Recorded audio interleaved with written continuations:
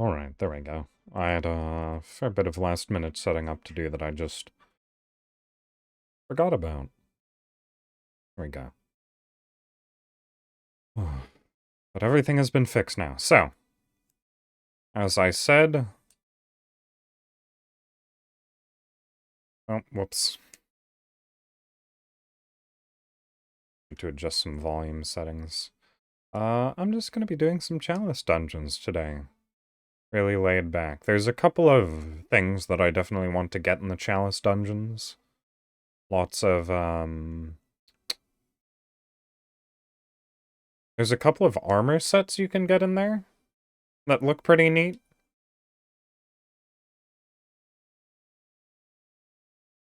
And there's a weapon that's pretty deep into the Chalice dungeons. So I'm hoping to get there.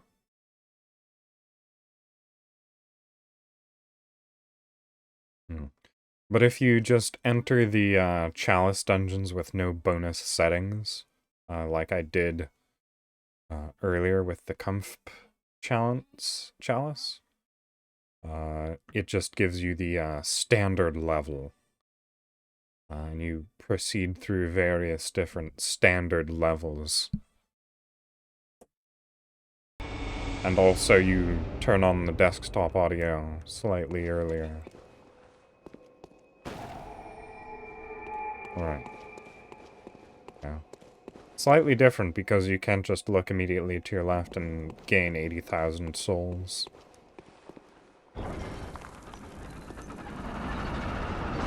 I'm actually going to have to try on this dungeon. Right. Oh, I remember. Dungeons are pretty easy, especially, the early one. Because it's, I'm already around halfway through the game, and these early Chalice dungeons are sort of built for someone who's, you know, only around the level of difficulty of... What's the boss you have to beat? Blood-starved. So it doesn't expect you to be any better than Blood-starved Beast at this point. Oh. Ah! But they do actually also introduce the concept of... What is it? Blood construct enemies? Much earlier on. In the Chalice dungeons. Because these bell-ringing women's will constantly produce blood echo, or blood enemies. They function a little bit differently here in the Chalice dungeon. When you kill the bell-ringing woman, it destroys all of them. Oh, hello. But, out in the surface world...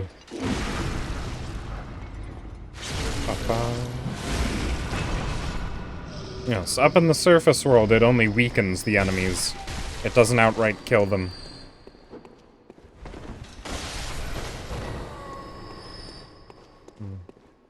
So I guess it's, a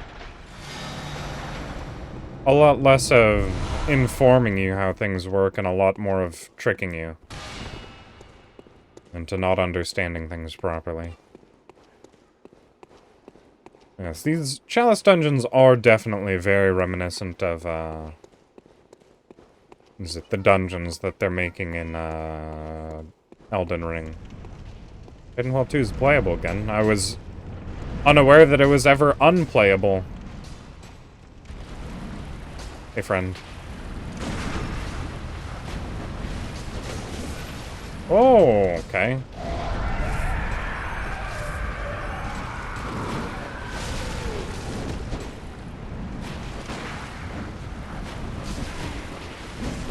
Wow, even low level, these guys are exceptionally dangerous.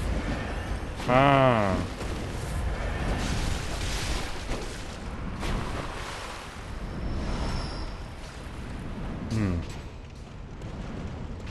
Can't even die right. Gives me conniptions. Oh. We're so close to that,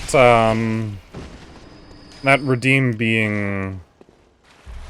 What is it? Very specifically relevant? Because that is a line that a character from Dark Souls 3 says. Which we're just almost at. I'm very excited to play Dark Souls 3. I've never played 3 as a caster before. And I just would really like to.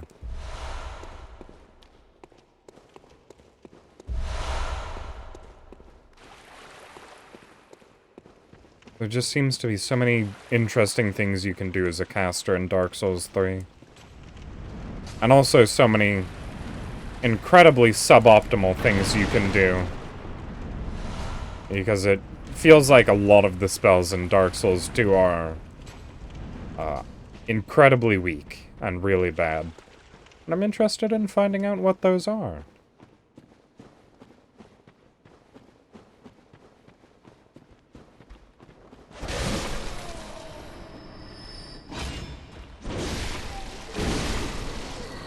Oof. Now, where's the exit to this place?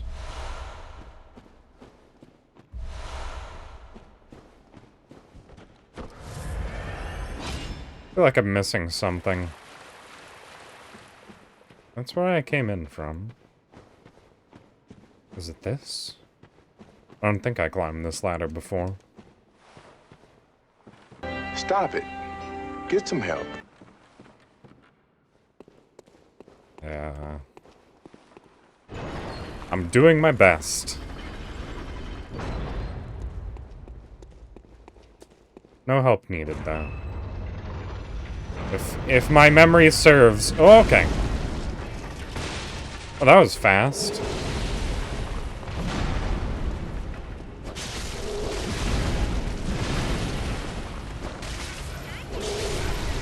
Yeah, a little bit of danger.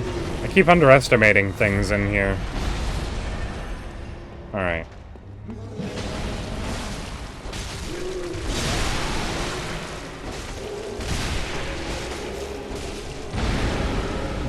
Alright.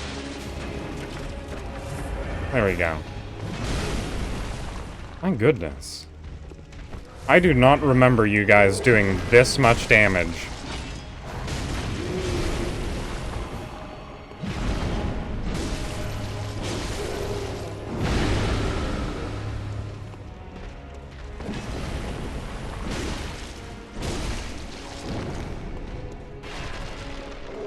Oh, okay. I thought that was going to be a attack.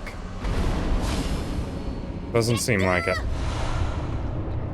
Oh, I think I got pretty good there.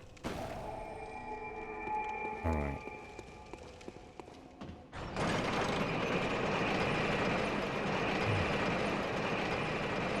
So that eventually...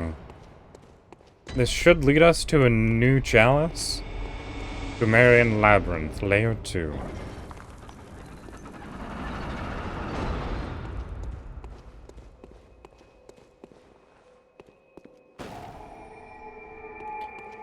I seem to remember the number of messengers on the ground being indicative of something. Oh, hello.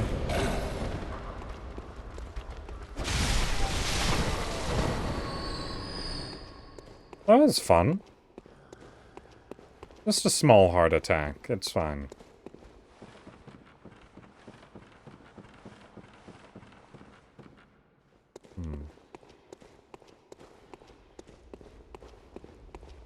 I don't think I got hit. Less of a stretch, more of mental strain. I took mental damage.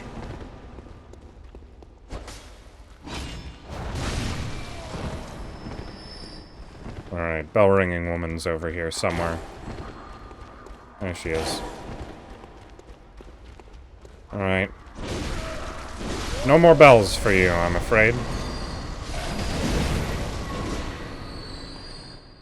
These enemies are not very resilient. Well, their death animation is very fast. They don't stay in the process of dying long enough for me to get a good amount of health back.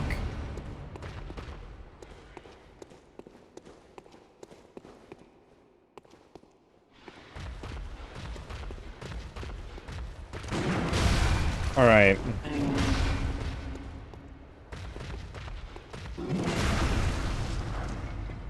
There we go.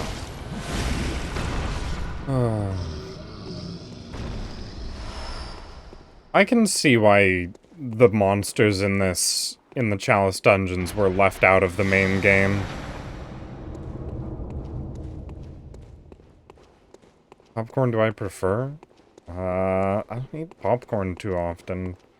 I suppose just like light salt and butter is fine.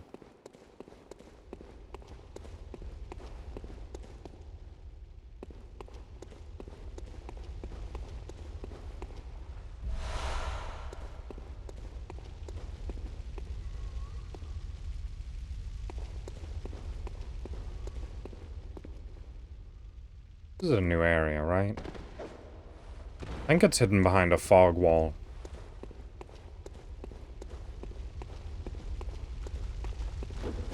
Your fire weapons make a lot of noise. Oh. And your normal weapon makes no noise. Oh, never mind. It was just a separate room that I didn't enter.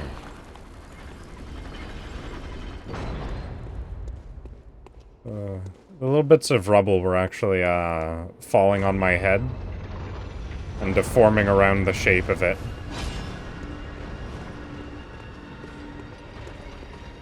That was adorable. Alright. Let's deal with you first, yeah?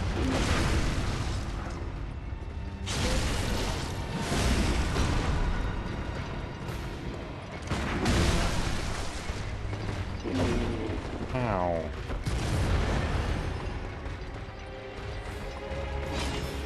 Here, let's just see if this kills him. Yeah, okay.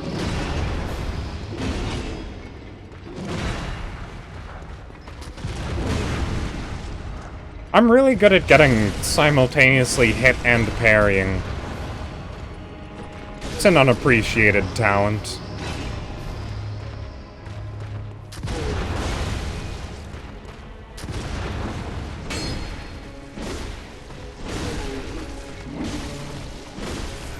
Yeah, you're not very scary, huh?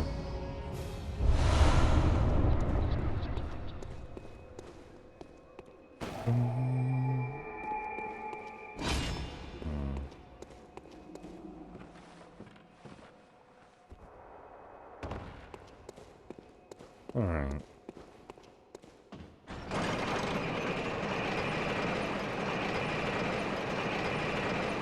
Oh, I forgot there was actually something that I was going to mention in my going live tweet. The fact that recipe redeems are, again, available.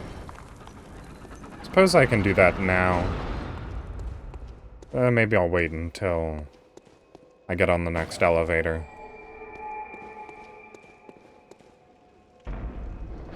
Wow.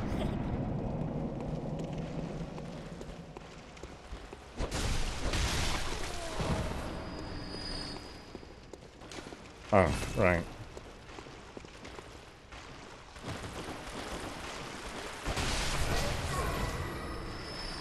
Ba, ba, ba.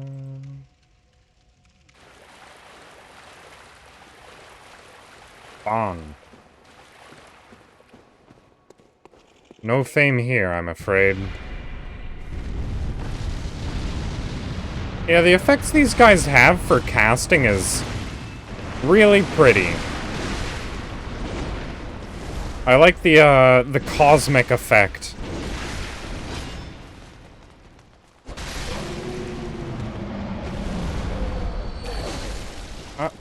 Come on.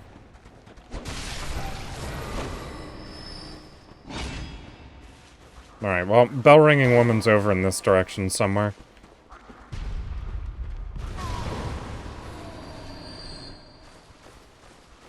Oh, there we go.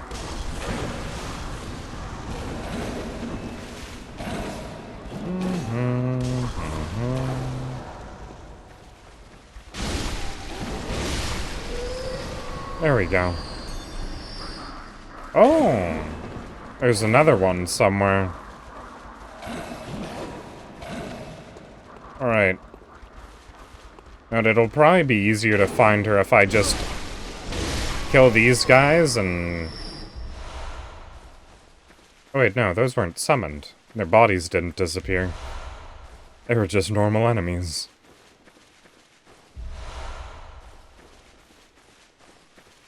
And these are incredibly solid trees. I normally expect to just be able to walk through foliage of that density.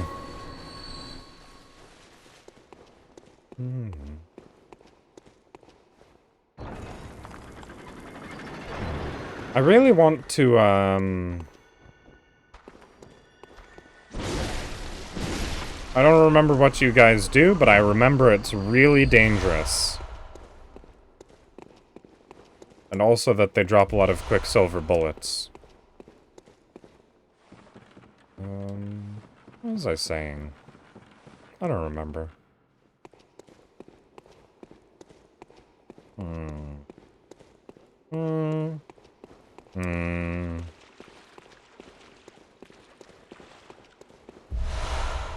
I wonder how they decided which of the, Chalice Dungeon random generation levels should be the default ones.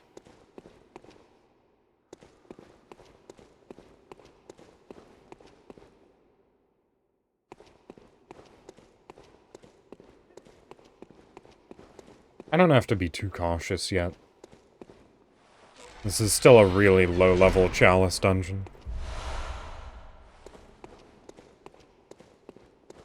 Well, I don't think anyone's wasting their time sending those messages. I think they just have a bot set up that just mass sends those messages to a whole bunch of different channels all at once.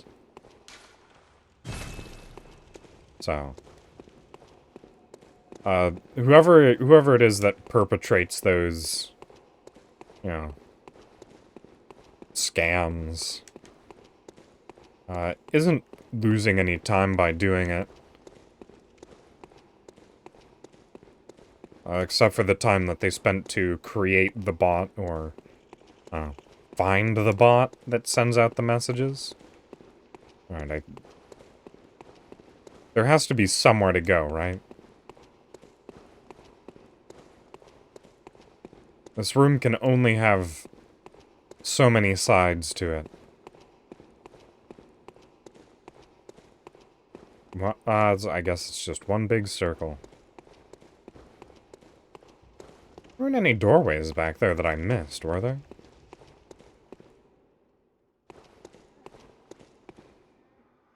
Great, now I'm lost.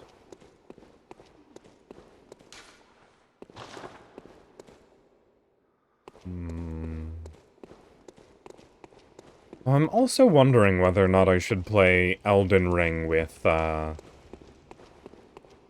are they called? Online features active? Because I feel like... I'm not gonna want any, like, spoiler messages out of it, but... Also network features, like, on launch in a From Software game are... just fun.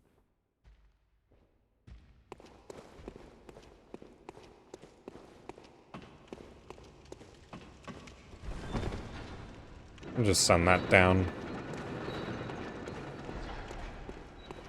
Just in case I fall and need a quick way back up. Yeah, I'm... not seeing any doorways.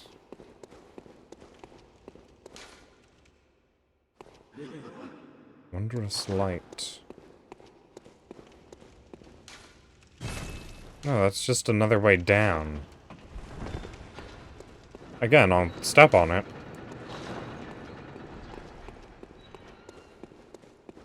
But I'm looking for the lever that lets me get into the boss chamber. And what do you have to say? Of course.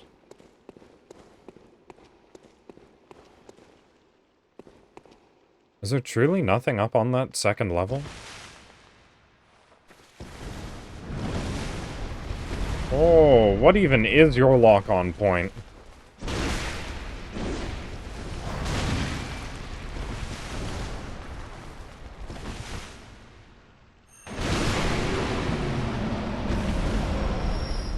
Yeah, there it is. So like I said, the main body of those things is actually, like, this little bit up at the tip. It's got a flower growing out of it. Very peculiar. Not sure what that's about. Alright. Oh, now I'm just lost. Is there an area below? I'm hearing large... Ooh, scurrying beast.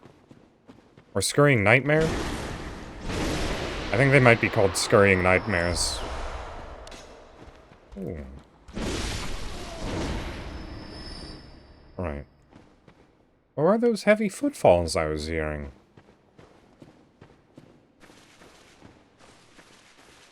Alright, well, that's where I came from.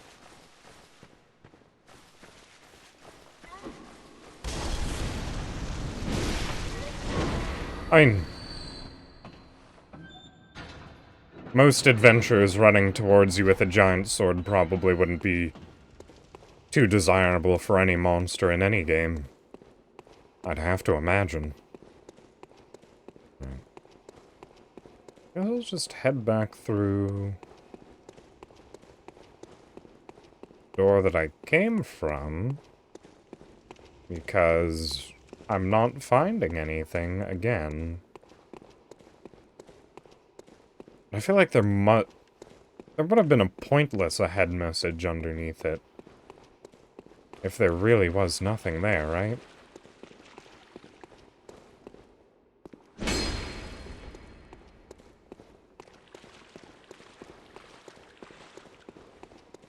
I'm not going to be stumped by the third level of the first Chalice dungeon. It's just embarrassing. Oh, here we go. It's just a room that I missed. There's definitely a trap if you just walk straight forward, isn't there?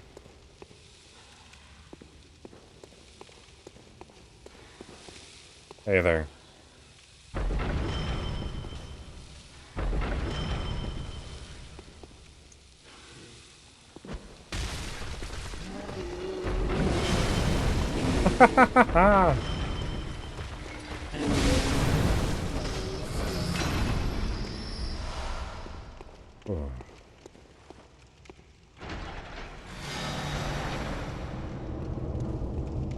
I mean, I feel like most monsters don't really have a concept of shame.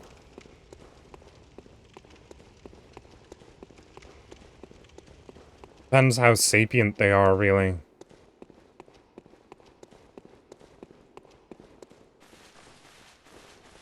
Oh, that guy was actually using a weapon that I tried to use once, that shade that we just passed. It's called the Logarius Wheel. It's so hard to use. It's got such short range. It's got annoyingly bad damage. I don't actually know what its transformation even does.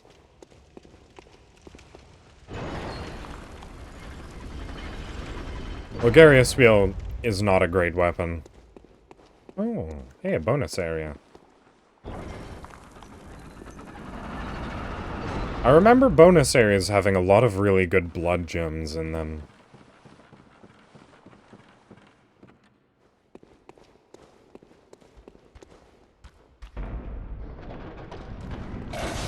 Ow.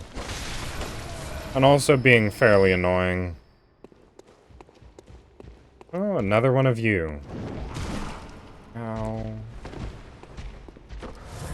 Why are you guys so strong?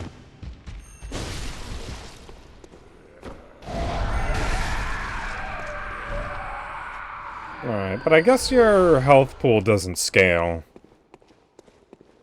Yeah, there's a lot of good weapons in Bloodborne. I mean, all of the weapons are generally pretty good. And I mean, I'd like to use some interesting ones. But a lot of the really interesting ones you don't get until most of the way through the game. Ow. And there's a weapon that you get for defeating the final boss. So you can only ever use it in your second run through the game. Unless someone drops it for you, like, early on, in multiplayer. It's just a pretty odd decision. I think you can get some weapons early by going through the Chalice dungeon. But by that point, if you're going deep into the Chalice dungeon, you're probably strong enough that when you go back into the main game, it's not going to really be a challenge for you. Is there nothing down? Okay, there it is.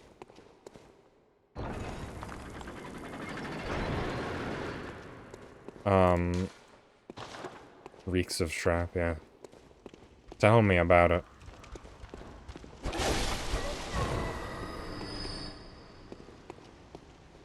Alright.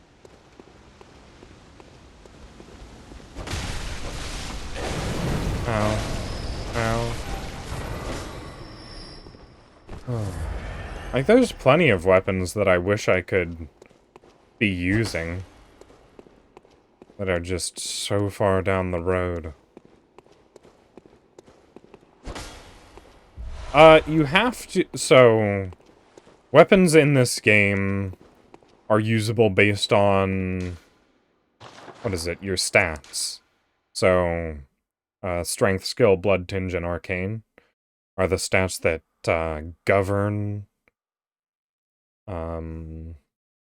what types of weapons you can use.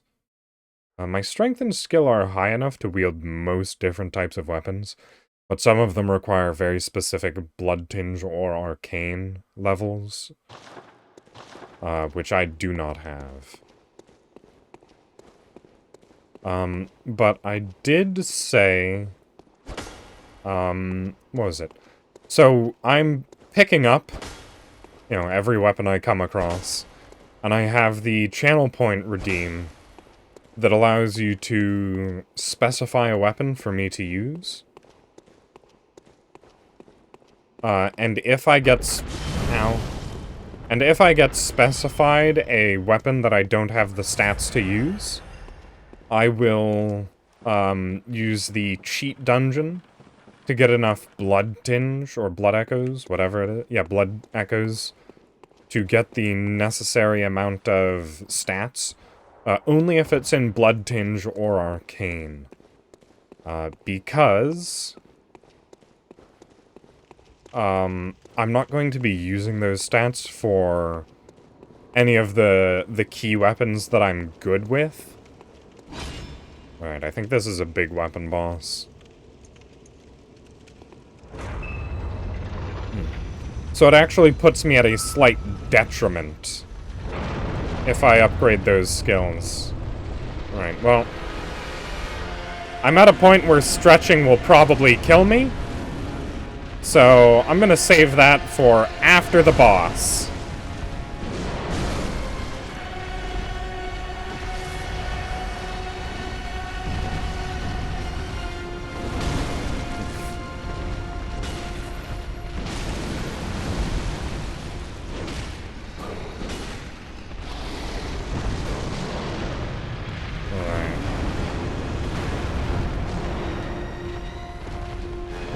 I don't do Chalice dungeons very often, so I don't remember a lot of this boss's moves. Or tells. So there is a chance that I just die horribly against this guy.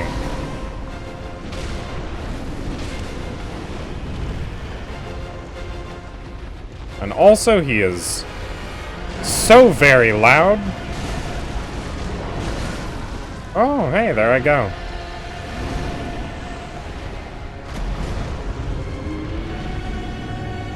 Alright. My personal volume is gonna go down a few octaves. That was painful to my ears.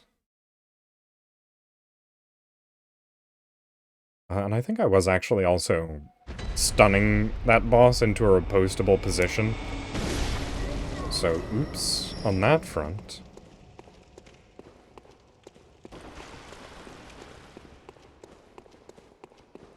I feel like I probably missed something in that side path off to the right. But also, I wasn't a fan of getting lost. Hey, where's my blood echoes at? There they are.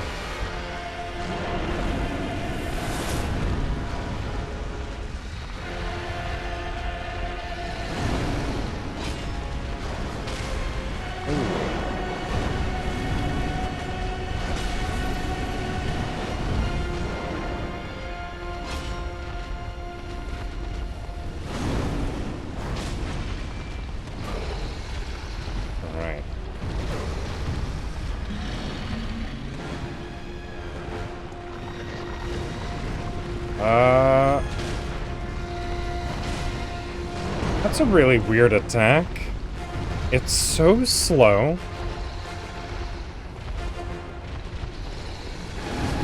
And it did almost nothing. Ow. I think I might want fire resistance armor. Alright, I forgot to stretch.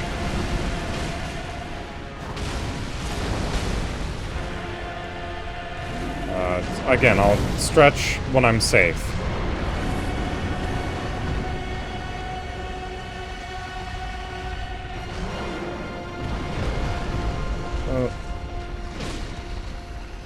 Depends on how dangerous we're talking about for real-life fantasy. I'm sure there's plenty of people that would not want to take the risk. Because, you know, it's dangerous. It's literally life or death.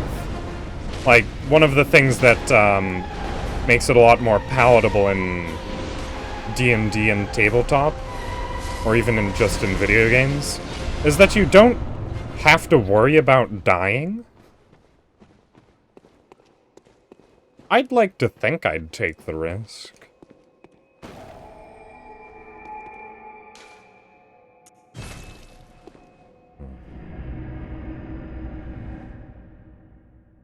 Yeah, but, you know, on the topic of, you know, if real life was, like, D&D-esque, the big thing that draws me to adventures is, the idea of discovery. Welcome home. What is it? But we live in a time on this earth where discovery doesn't really exist to the layperson. The only people making discoveries are, you know, scientists or people with very advanced professions. You're not going to be Johnny Everyman and head out, you know, into the woods and find a new, like, anything. Unless you're an archaeologist or something else of similar nature, you're not going to discover things. And that's what I enjoy the most about fantasy and adventure and that sort of thing. Did I get a new chalice? Okay, yeah. Yeah, shared fixed, okay. So you're from Thumero to Central Thumero to Lower Thumero, I believe? I don't remember how this works. I need more ritual blood. 6 ritual... Can I buy those? Please say I can buy those. Oh, bath messengers. Oh, no. How do I get more ritual blood? And yeah, that's sort of the idea of it. Did I get a single ritual blood, too, from delving into those dungeons? Oh, I did. I got 4 of them. Okay, well... I guess try again.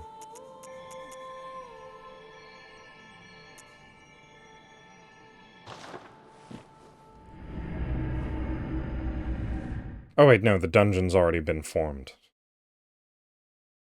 I need to, resummon the dungeon, I think?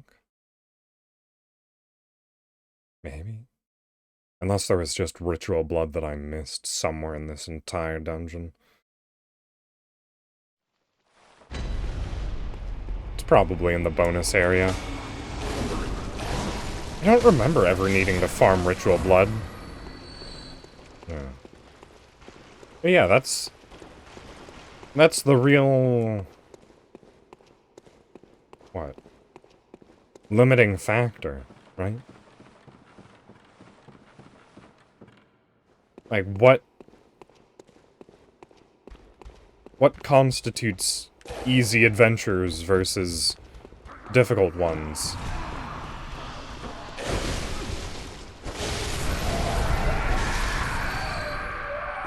Because it seems like there's, you know, always a chance that, any adventure could be, you know, deadly.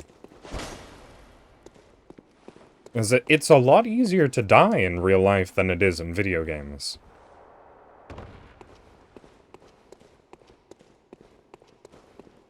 It's not really something to, I don't know, approach lightly.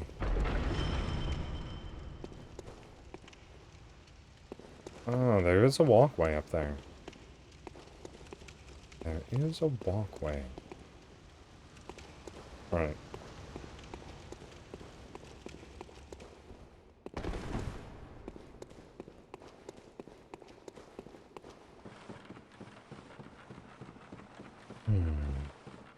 Like, so...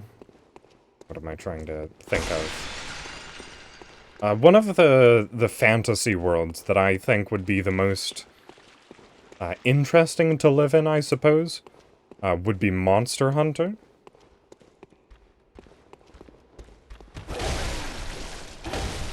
Oh, okay. But that's only in the very specific situation of if Monster Hunter, the real life that you go into, operates under the same principles as the game. Because, you know, when you quote-unquote die in Monster Hunter, a bunch of adorable little cats, bring, what is it? Like a mobile... What are they called? The things that let you drag things away. Basically a wheelbarrow. They put you on a wheelbarrow and cart you away from the monster. And you eat some tasty food and you're ready to go again. And you can't ever die. You just get knocked out a little bit. Right. But yes, back on the topic that you were bringing up about D&D classes. What is it? I feel like the class that I most closely resemble would probably be Rogue. Or maybe Monk.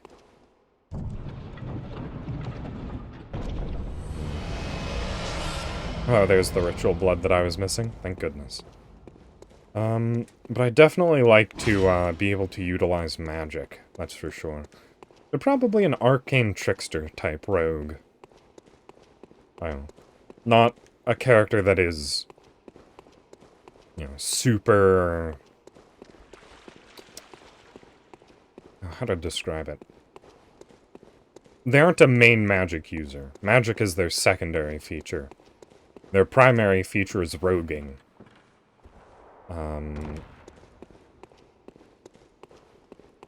Although again, going back to the topic of, like, how easy is it to die? So here's actually something that I've found interesting. I don't remember if I read this somewhere or if it was just said to me by an acquaintance, but the health points in Dungeons and Dragons don't actually equate to how many hits you can take. It's how lucky you are.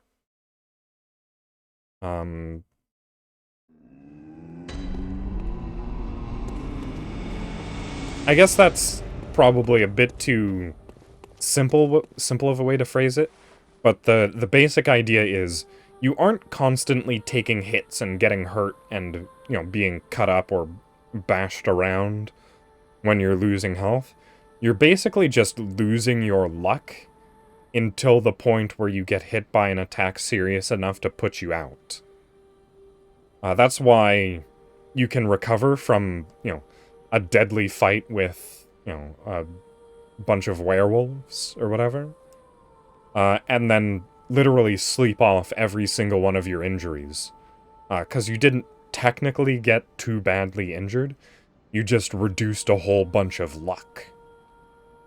or, you know, chutzpah, or whatever you want to say. And I don't remember if that's, like, 100% super canon. So saith the, you know, Wizards of the Coast. But it makes a bit of sense, even if it's, you know, a bit less impressive than, you know, tanking a bunch of damage from every single monster you run across.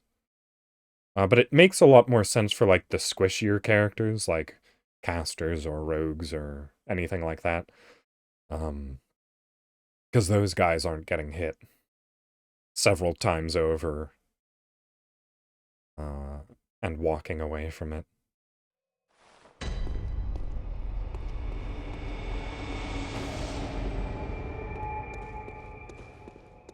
Yeah, I feel like Arcane Trickster best suits me. I don't know.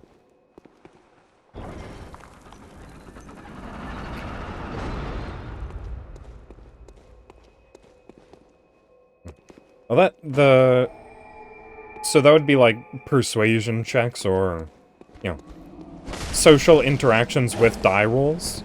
I watched a video by, what's his name?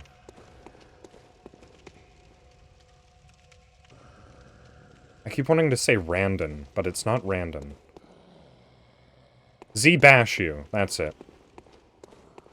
I don't know why I was thinking of Randon. Why? Wait, no. Where is that link coming from in my brain? I think they talk similarly? I don't know.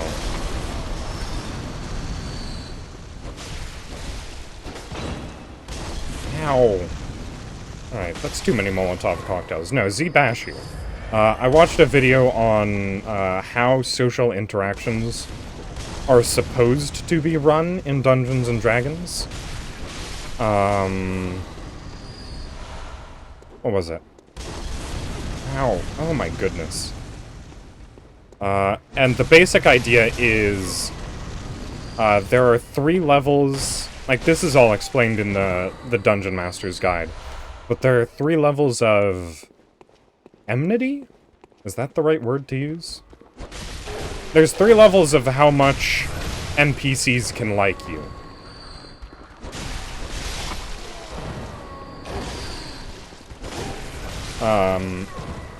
And the dice roll is in relation to that table. So they can either be hostile, neutral, or friendly. And if an NPC is hostile to you, technically, even if you, like, roll a 20, they're not supposed to just, like, go along with whatever you say, because the best result you can possibly get out of a hostile creature is apathy.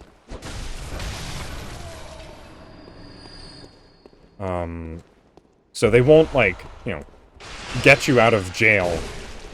You know, but they won't make it worse for you.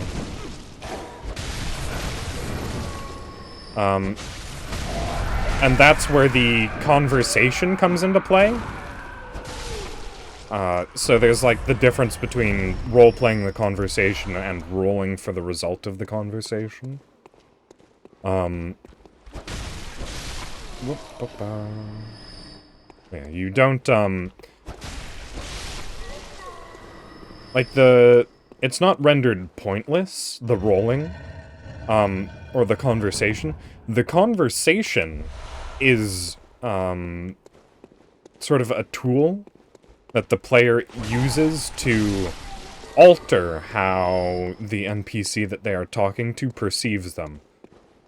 So you can shift, you know, their perception of you from, like, hostile to neutral or neutral to friendly, depending on, you know, how well you roleplay the conversation, you know, as long as the DM agrees with, you know.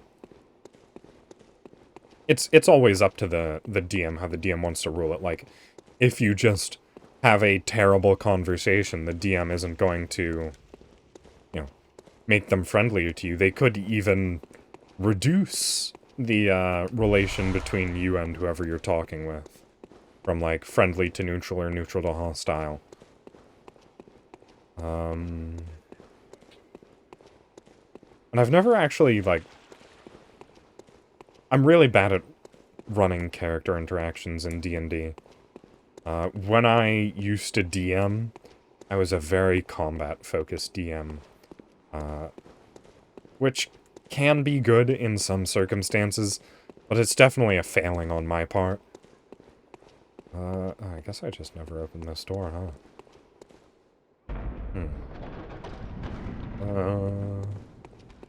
Oh, there's dogs and beasts and a whole bunch of nasties in this room. Thinking might have to go on the back foot for a little while. Ow. Or maybe I can just keep talking. I don't know. I'm entirely unaware of how my own brain works. It's fine.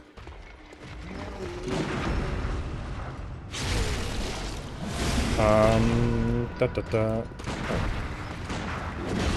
Oh, right. I've got these for dealing bonus damage. Forgot I bought infinite throwing knives. That for some reason, just... do not automatically restore. I don't understand why that system was put in place. Just whenever I die, whenever I rest at a bonfire, take the throwing knives I've got in my storage chest, and put them in my inventory. You do that in Dark Souls 3. I guess Dark Souls 3 actually came out after this game. I'm playing in chronological order, after all. Alright. Does it happen in any of the other games? I don't think so. No, it doesn't. Alright. Well, you should have thought of that earlier.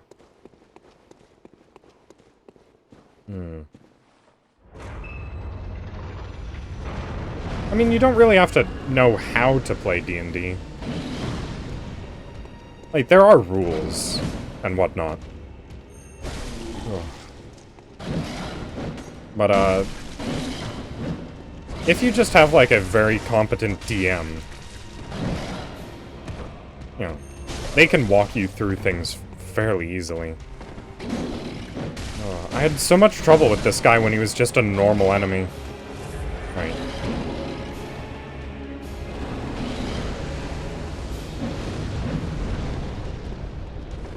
Alright, let's just try and get a good parry off on him. Come on.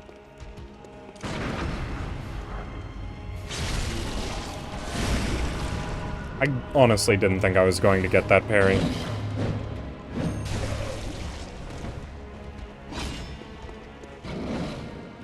Oh, are you enraged now?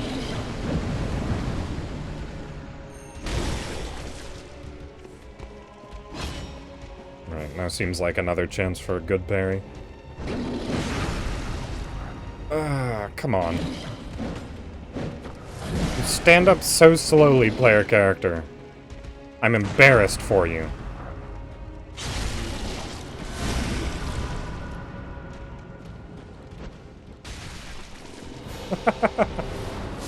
I love finishing them off with a throwing knife. It's just so hard to see, honestly.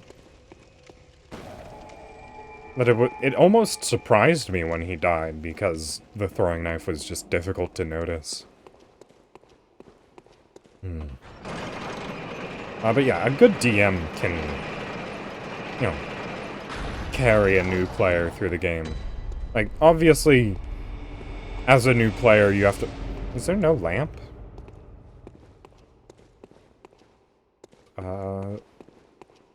Alright, there's probably gonna be a lamp through this door, right?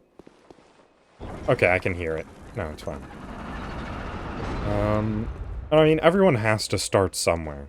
I mean, you don't have to start somewhere with D&D. It's a, you know, optional pastime, but everyone who starts with D&D starts somewhere.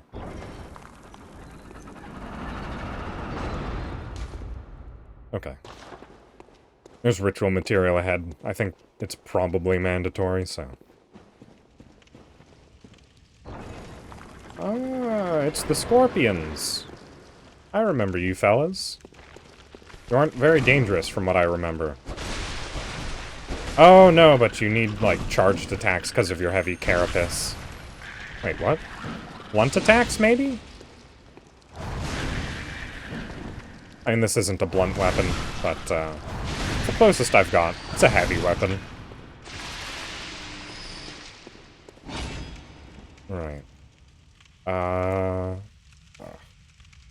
Adjust my headset. I can't let it sit, my headset. I can't let it sit on the top of my head. Because it hurts too much to do it that way. So I actually have to have it, like, angled forward so it's sitting above my brow. And gravity doesn't just force it into my skull.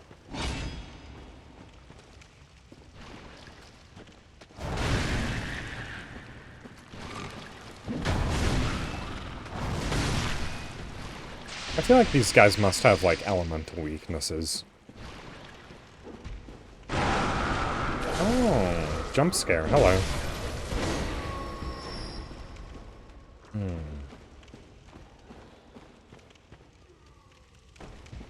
Nothing over on this side except the jump scare? Okay. Oh, someone's gonna throw okay, never mind.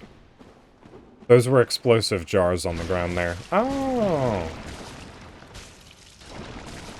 Lovely. I forgot about you guys. And I wish you'd stayed forgotten about.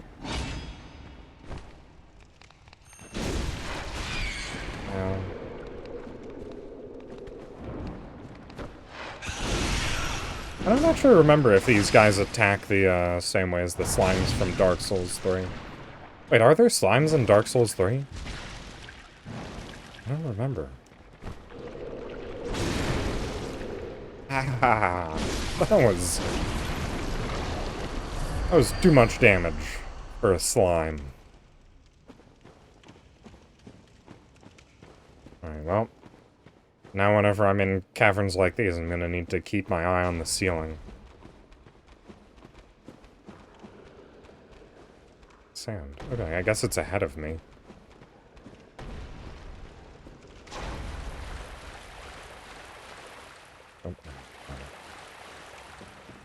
Oh.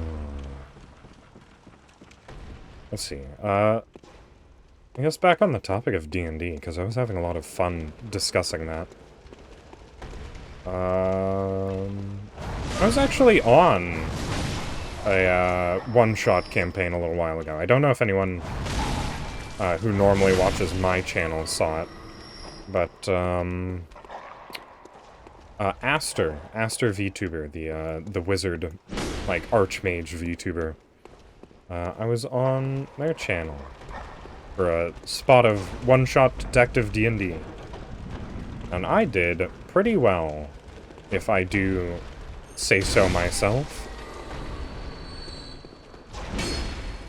My character for that campaign was a, what was I, a halfling? Yeah.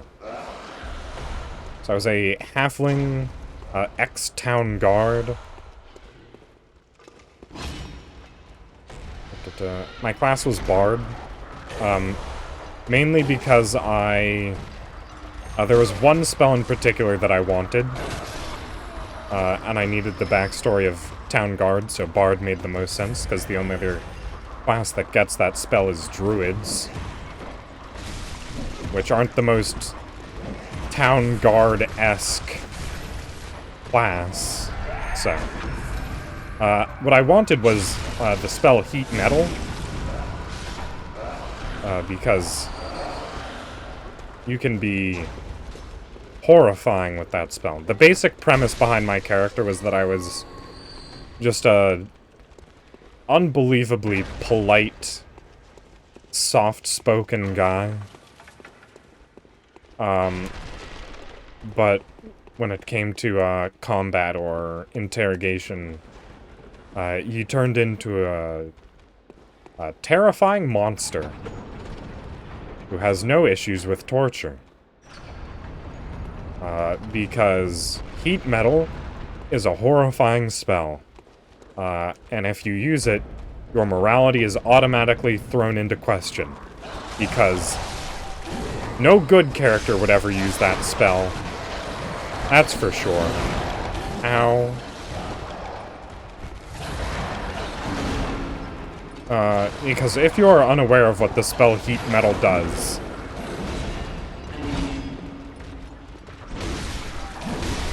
it causes any metal, like the character you cast the spell on, it causes any metal on their person to instantly heat up to red-hot temperatures, magically. And it deals, what, I think it's 2d6 fire damage to them every turn, for as long as they're in contact with that, object. And obviously, if it's like armor or a weapon, they can drop it or take it off. However, I developed a strategy in which it is impossible for them to take that metal object off. And I have my character carry around multiple sets of handcuffs. And he just throws those handcuffs on whoever's being interrogated or is attacking him. Because it's a really simple check to get handcuffs on a unwilling person. A Hintertomb Chalice, there we go.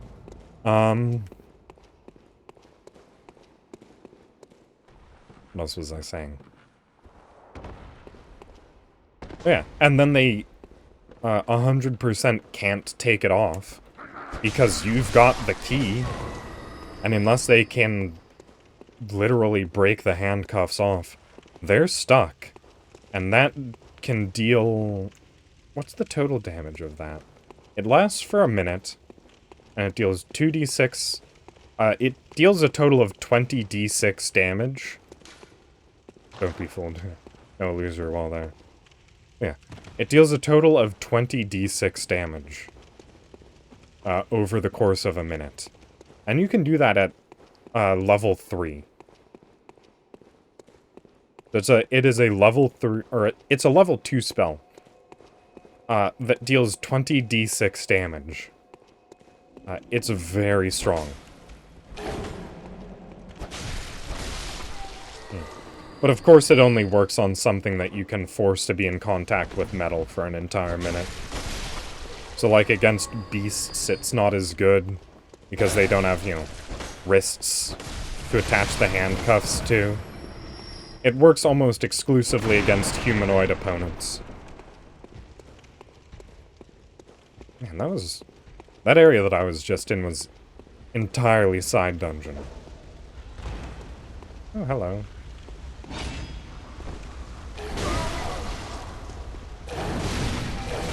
Ow! Why didn't you get hurt at the same time as your friend?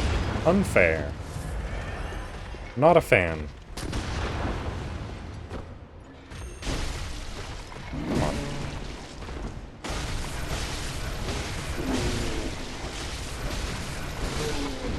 Whoa. That was close. Well, not... It wasn't close as in I was close to death from that fight. But I have a buff that only activates if I'm at full health. And I almost wasn't at full health after that encounter, which would have meant I would have had to spend an entire blood vial on very little health to get back the full buff, which means I probably would have ignored it for a little while. Ow. Ow. Oh! Okay. Sure, you can do that. That's fine.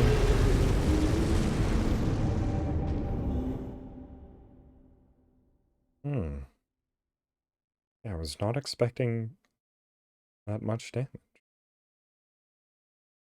Whoops. Well, I need to get those blood echoes back. That was 30,000. That's an entire level and a half.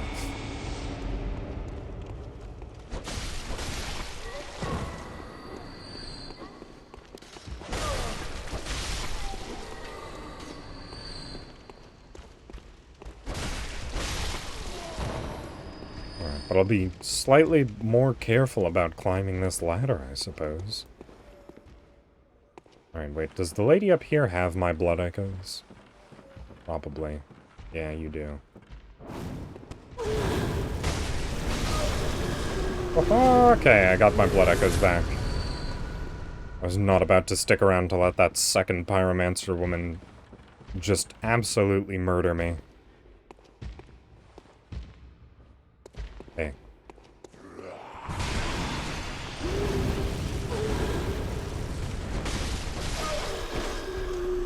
Alright. Now we can fight for real. Alright. Let me parry you properly. Or not. Ow. Why are those guys so strong? Ugh. Feel so woefully unprepared to fight them. Especially on such a narrow platform.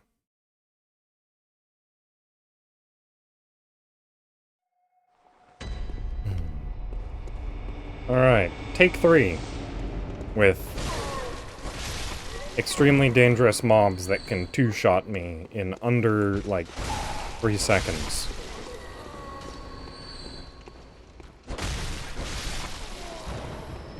I think I need to keep the fast sword on. No way I survive the encounter if I have to swing heavy.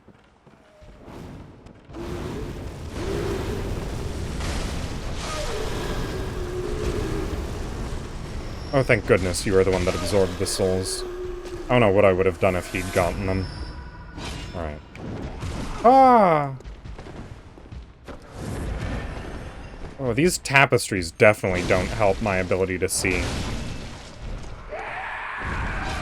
Oh.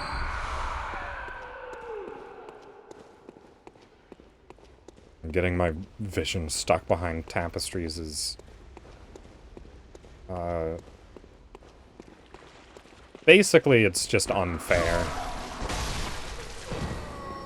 If I had to come up with a word to describe how I felt about it. Oh, not another one. Oh, wow. The effects of that, spell that this guy used were not happy also being active in an incredibly foggy room. That caused a fair bit of slowdown. Okay, I'll try. Nothing.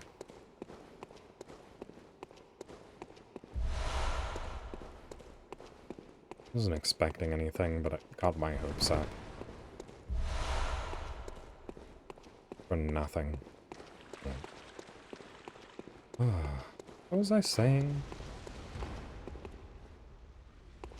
I don't know anymore.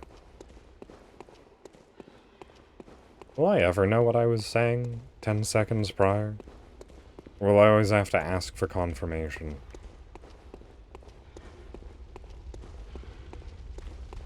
This is feeling like it's definitely leaning towards the latter. Oh no. Not what I wanted.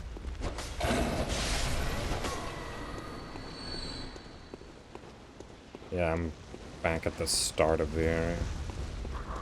Oh, hello. No!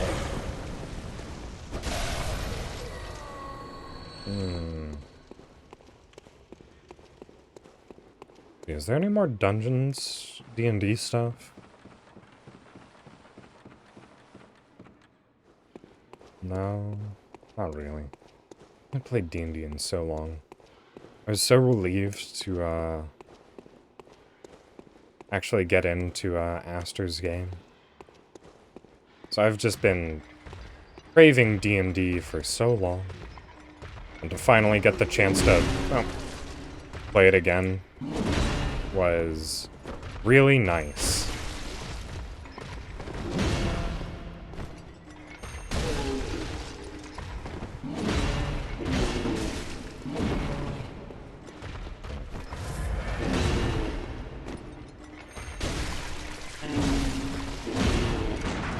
One of my favorite things about D&D is the experimentation that you can do. Again, one of my, I guess, big flaws is that I just get bored with status quo so much. And I like to do new things. Is that a flaw? I think so.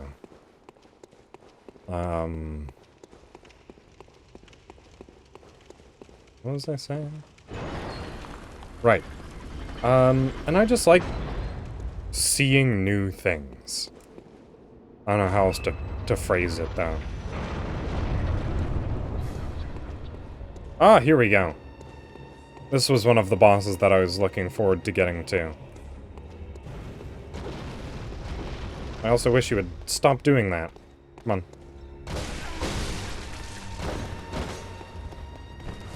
Alright.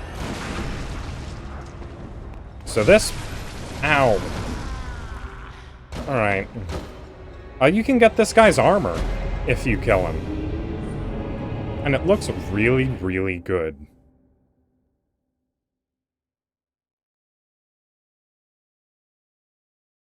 But yeah. I tend to theory craft characters a fair bit. D&D characters, that is. I'm really bad at multi-classing, though. And spellcasters constantly confuse me, more than they should.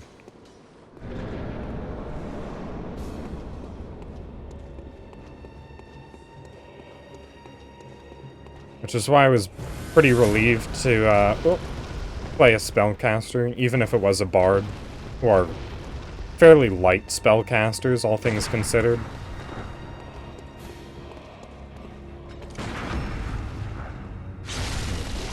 Sort of ease me into the spellcaster role, I suppose. Ow. Yeah, that's pretty fast.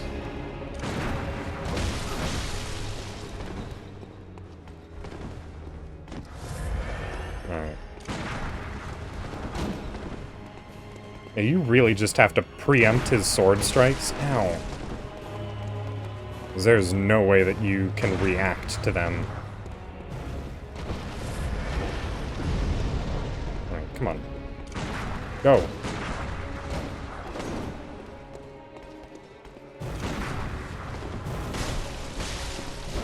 Alright, I'm just gonna hit you. Oh, wonderful. Come on.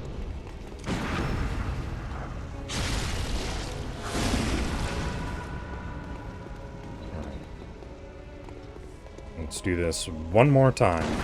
Nope. Ah. Oh, you've gotten a lot more dangerous, huh?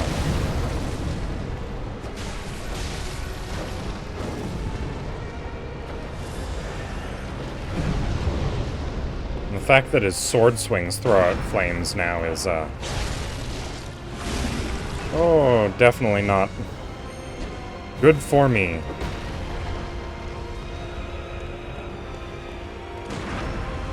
Oh, I thought I didn't get... Okay, well... Oh, that was good. I thought I didn't get that parry there for a second. Alright. Technically, I think I could leave... Oh, no, wait, no. I probably have to get,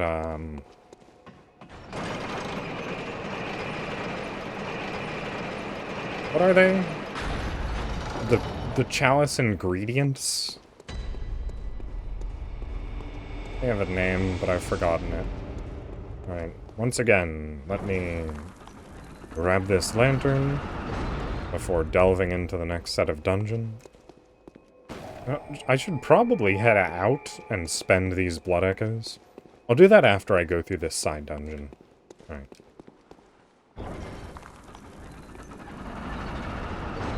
What does this say? Nothing but ritual materials here. Good, that's what I need. Give me the ritual.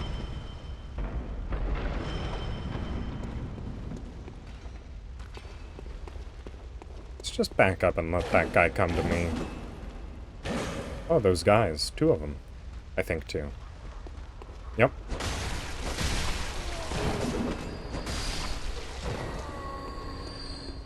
I didn't want to enter this room and be overrun by dudes.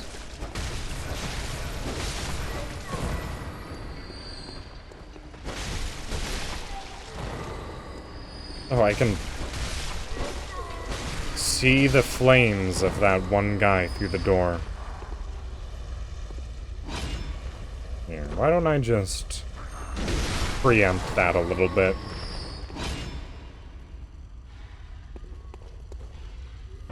Oh, there's still an enemy.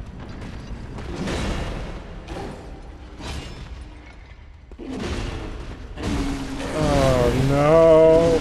Oh, no. Hello.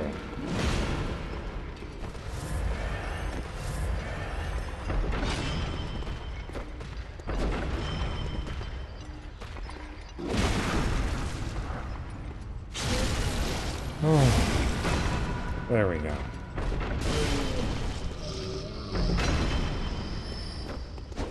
I definitely saw my life flash before my eyes there. It was actually, a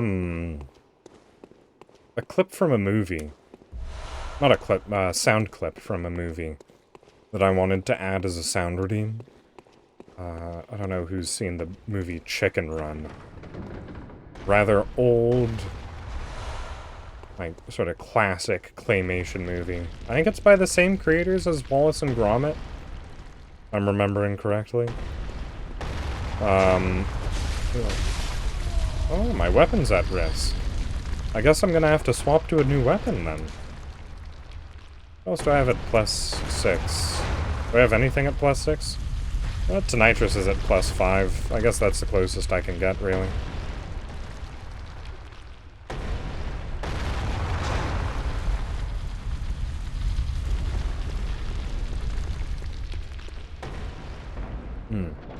But, there's a line from that movie in which, one of the chickens says, I saw my life flash before my eyes. It was really boring. And that clip has just stuck with me for my entire life. Oh, okay. Now, like I said, the spooky ghost women are dangerous, somehow, and I don't remember how. Oh, hey. I have a feeling you don't mind Bolt that much. That's all I've got right now. Sorry. Oh, yep, there they are. There's one. Please stop. Leave me alone.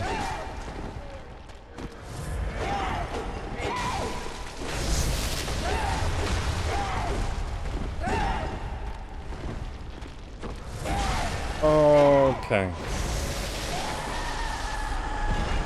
Please don't fill Frenzy Bar. That would be lovely of you.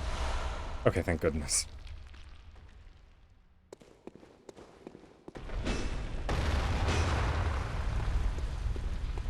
Guess I just can't hit that brazier.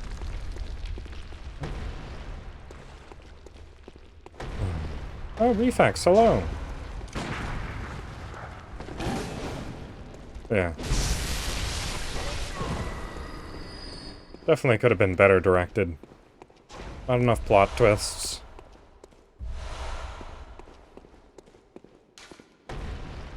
Nothing but inquisitiveness here. Also, despite it literally just happening, I don't know if I greeted you, Refax. I think I might have just replied to your statement.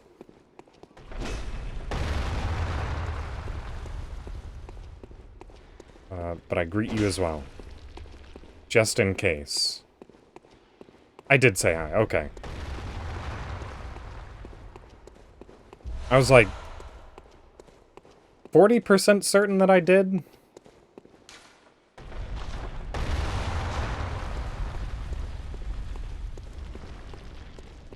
But that wasn't good enough for me, so I had to double down. This doesn't cost anything, right? Okay. I have to reconfirm. Did I come from below? I did come from below. Are there any paths to the side of the boulder? I don't remember. Right, maybe later. Oh, wow. Okay. Oh. Welcome to live chatting, then, in that case, Refax. if you continue to live chat. Oh, lovely. Like how there's just a whole bunch of spikes on the door for seemingly no reason. Very classy. Okay. Probably have to make a circuit then. Oh. I've been considering getting one of the Pokemon games. And by one of, I mean Brilliant Diamond and whatever the Pearl one's called. Because I've never actually owned or played a Pokemon game to completion. Shining Pearl, okay. Yeah. I've never owned or played a Pokemon game to completion. The only time I ever came close was when I downloaded a... Which one was it? Emerald ROM? And I didn't actually get very far in that.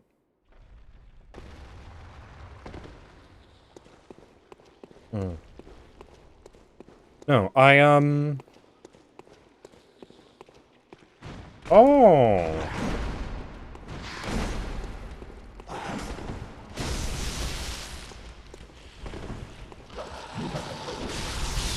In a second. I want to continue talking about Pokemon, but I also really want to explain that monster I just encountered. So those guys are unique to the Chalice dungeons. And they will randomly spawn, in rooms where you've left corpses. It's a really neat mechanic. But also they're pretty strong and kind of dangerous. Alright, I think there's a pathway to this side. And if not, I'm dead. Yeah, here it is. Okay. This looks like a boss door. Oh no, it's a treasure room. Okay. Yeah. Right, on the topic of Pokemon. I never played the video games. But I used to play the, trading card game. When I was but a wee lad.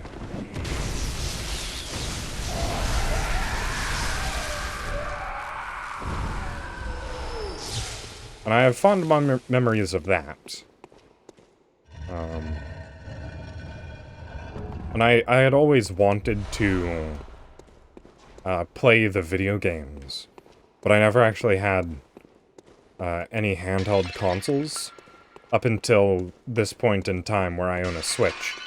But there, you know, there haven't been any Pokemon games on the Switch up until this point, so this is my first chance to actually get and play a Pokemon game properly.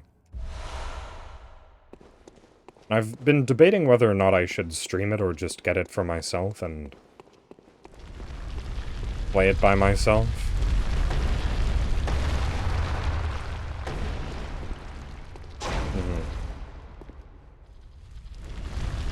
Yeah. I probably will get it. Very little chance on that. It's just what I do with it. I suppose that's the question right now. Oh. There we go. I found the door that I missed. I must completely explore this place.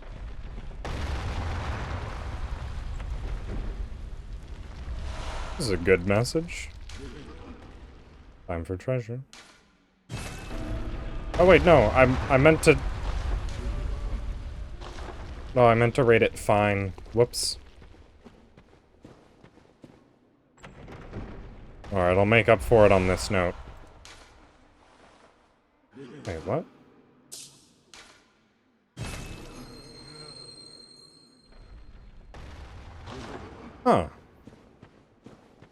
Alright, it's not that I pressed the wrong side of the...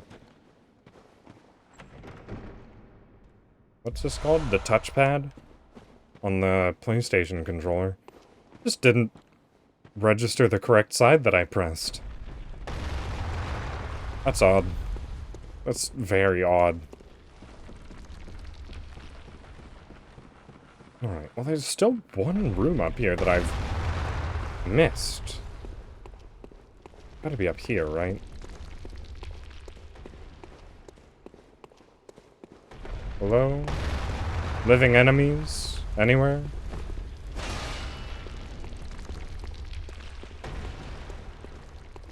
No, this was the dead end that I found. Oh, I'm getting all twist turned upside down.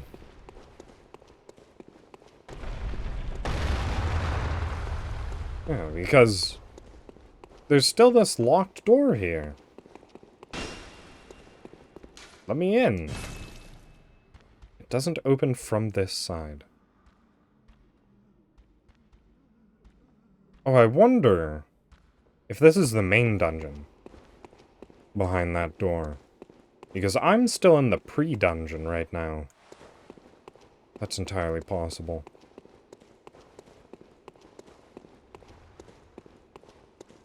Was going through here. This was a dead end. Right? Yeah, okay. Well... I guess I'll just proceed through the main area.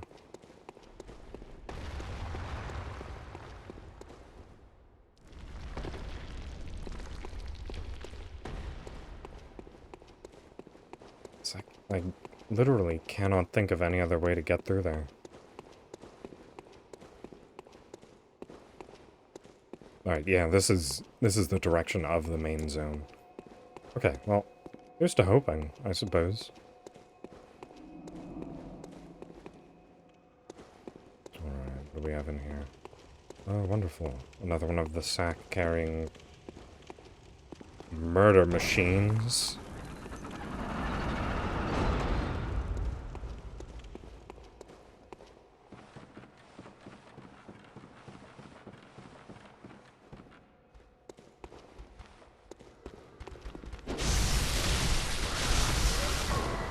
Ow! No fair. Alright. Oh yeah, this is it. I think this is the exact room that I was looking at.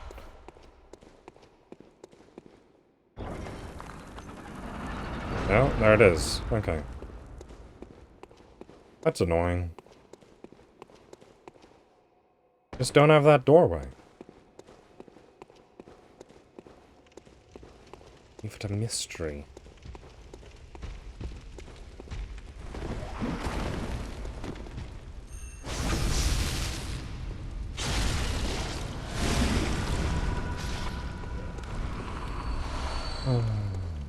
Okay, I came in from the very start over there. This is the way forwards. Oh, I was watching a video earlier today that was talking about Bloodborne's design. And they talked about something that I always talk about when discussing the design of the game, which is non-diegetic lighting. Which is something that I near constantly talk about when I'm discussing, like, level design for games. Because it's such an interesting topic. Oh, okay. Oh, it's a hag. Okay.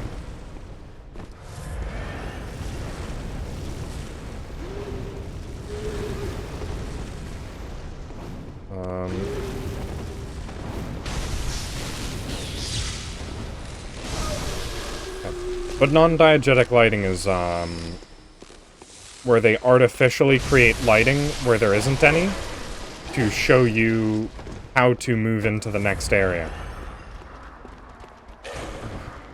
They do it fairly diegetically here, because they've got, like, lanterns and stuff nearby all of the entrances to rooms.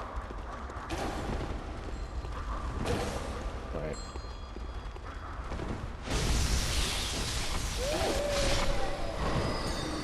But that just shows you, like, room entrances and stuff like that. So it guides you without, like, you know, very specifically pointing you towards where you need to go. But there's also, like, things like this that are lit up, and they're of no consequence whatsoever.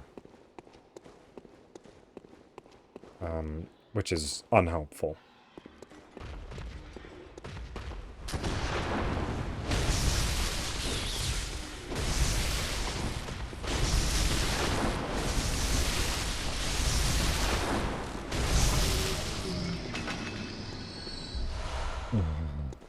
But you win some, you lose some, I suppose. Not all diegetic lighting or non-diegetic lighting can be helpful.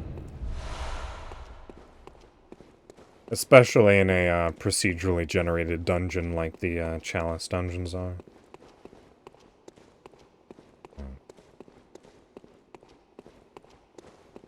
I can get out of here now, right?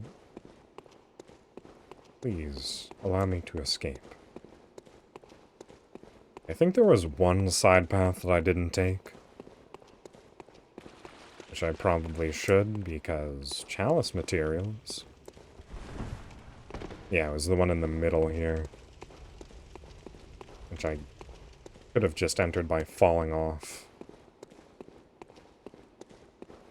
Just in case there's any ritual blood. Or anything else that's necessary. Oh, it's interesting. You can summon a old prospector to help you out in the fight.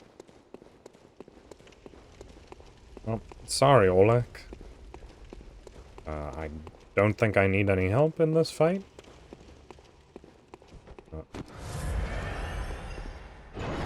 I don't really feel like spending the insight on it. Been nice chatting with you.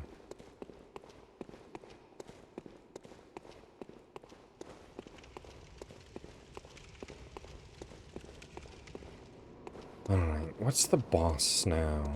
I'm a little bit worried. Got so many souls.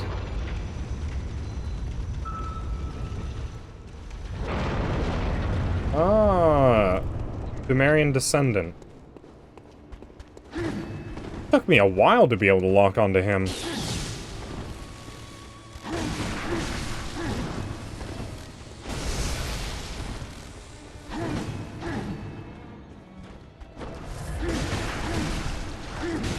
Oh, all of my attacks went incredibly wide. I cannot get pistol shots off fast enough. Right. There we go.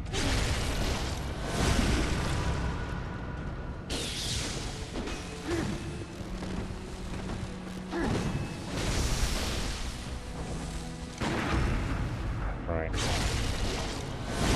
Oh. Not as tricky as I was worried about. The fact that they gave you a summon for this fight was worrying.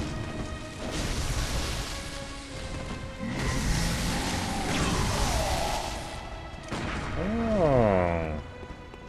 That's sort of like a trick weapon.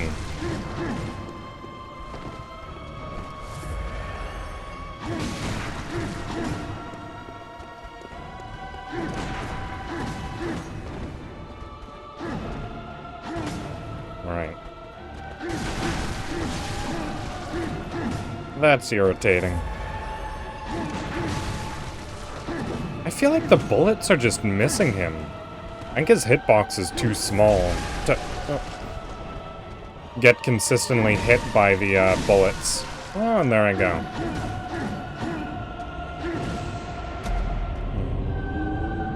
Yeah, it seems like I just wasn't hitting him every now and then when I was trying to get a shot off. Oh well. Try again. as we always do.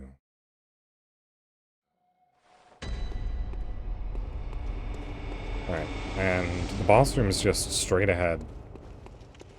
Right down the road.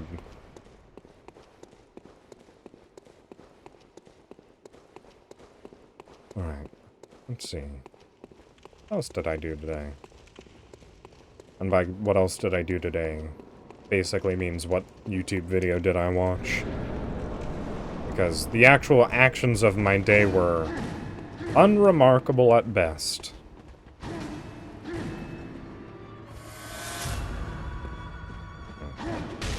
Ow! I thought you could only do that attack at phase 2. It really looks like you should only be able to use that attack in phase 2.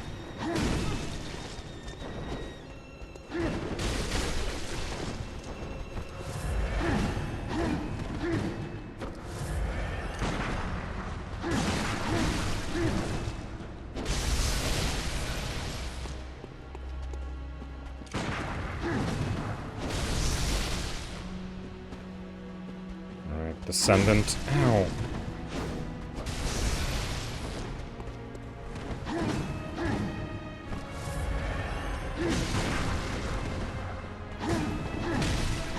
I think my trigger finger is just really slow.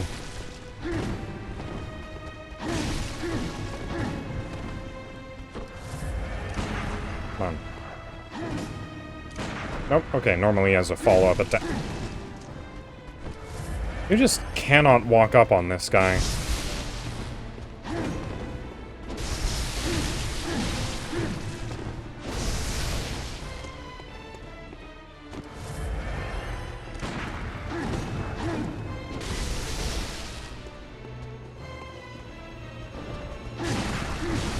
The speed at which his attacks vary is incredibly wide. They can either come out instantly, like those attacks, or they could be wind-ups like that one. And it's such a large wind-up. See? It makes it so difficult to actually get off a proper parry on him, too.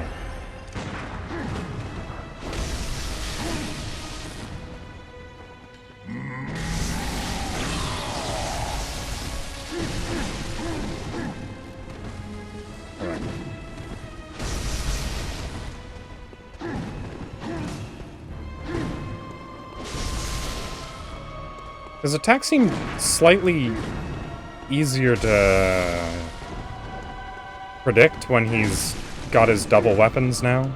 I don't know. Maybe that's just me.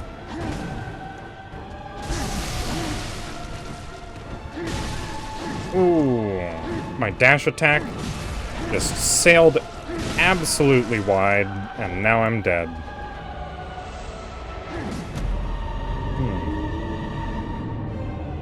That triple set of attacks that he used there that killed me, were very well prepared. I don't know the right word for it. But they were at such specific intervals that they would hit me 100% of the time, because I was dodging at the exact same pattern backwards. If I dodged forwards at any point in time during that set of combos, I think I might have been able to avoid one of those hits. Ow! Alright, you really shouldn't be able to use that thrown attack while your weapon is still in one piece.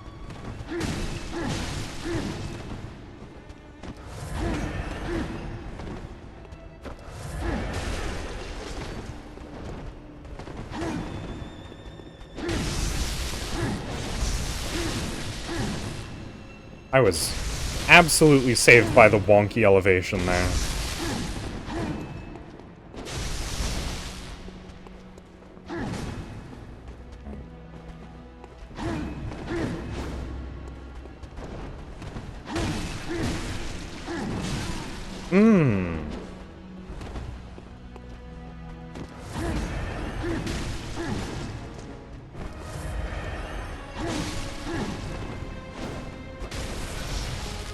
His first attack comes out so much faster than any other enemy that I feel like I deal with.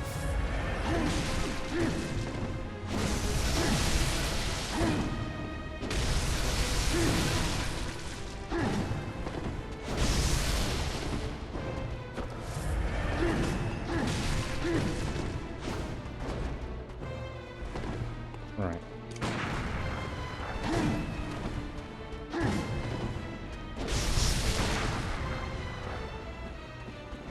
Oh, these patterns! I cannot make heads nor tails of them.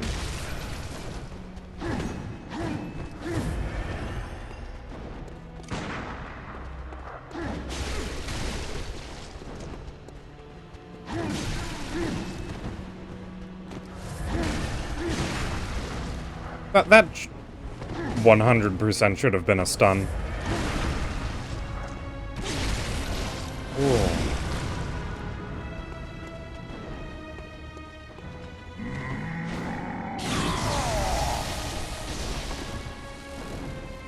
Oh, that's new.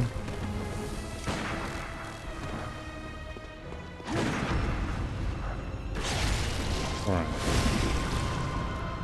Gotta keep Thumerian on his toes. Alright. Come on, do another charging attack on me. That was really easy to parry. No!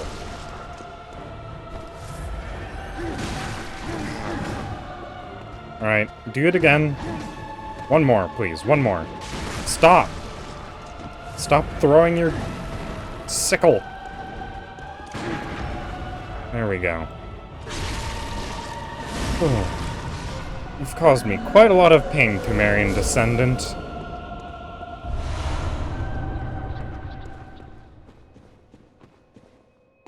Alright.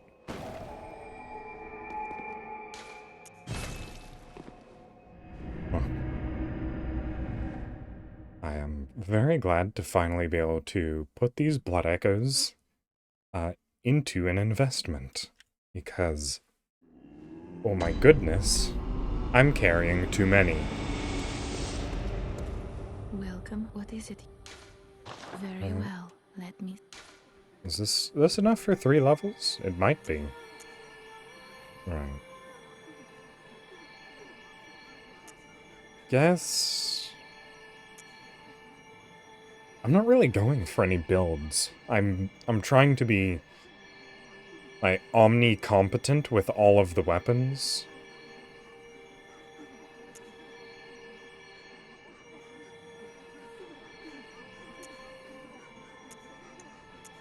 So I guess I'll just aim to get everything up to, like, strength and skill up to 25 then. That seems Farewell, good hunter. generally around a decent equality setup. Well, certainly try, doll. Okay. So, I need to repair my actual main weapon. Or all of them, really.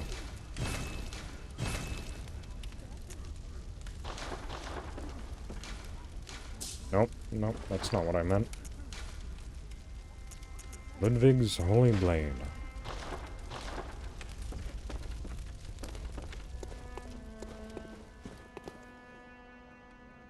Alright. That chalice is done. This chalice is done. Alright. So now I can go to Lower Thumeru Chalice, or I can go to the Hintertomb. Because if I'm remembering correctly, Loron is my current end goal right now.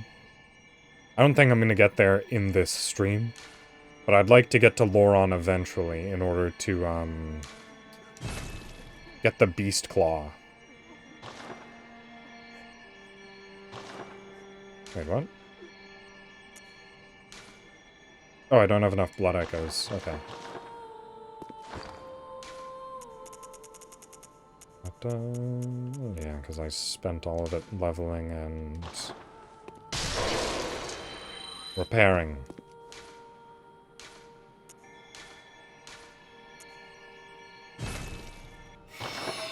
There we go.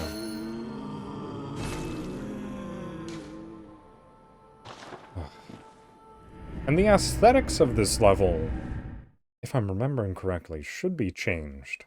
Just a little bit.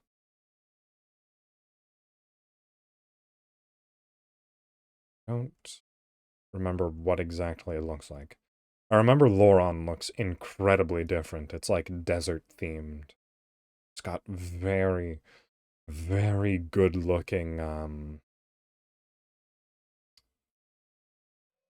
like, specialty rooms? Okay, well, Intertomb looks almost identical. Thanks for making a liar out of me, Intertomb. We'll just wait have to wait until we get to the next one, then. Yeah, this place is the exact same.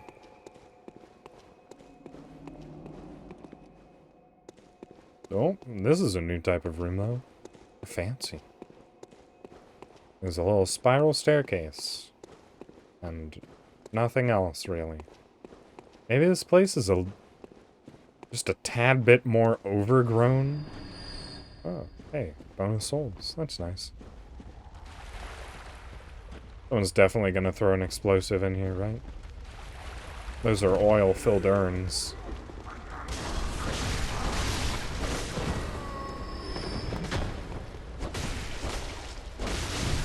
Ow.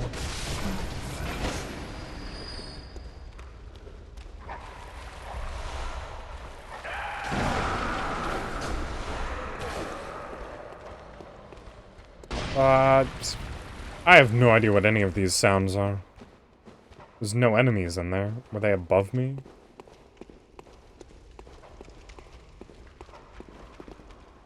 And there are enemies above me, but none that should have been making attacking noises.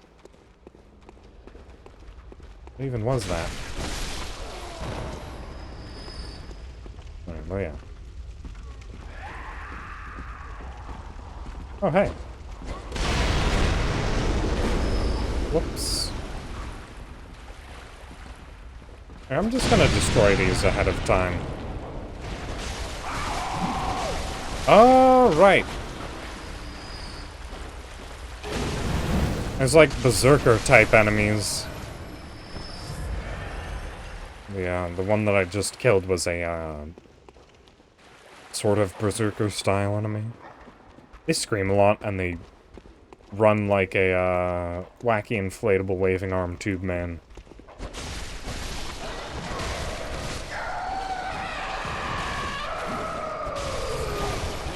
Where are you guys coming from?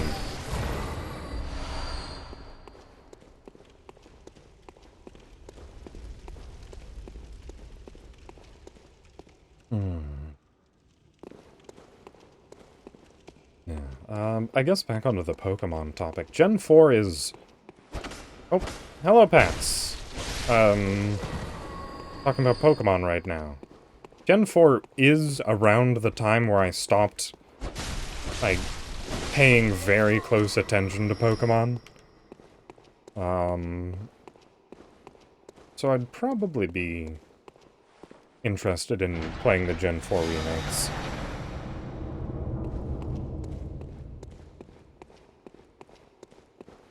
I'd definitely like to,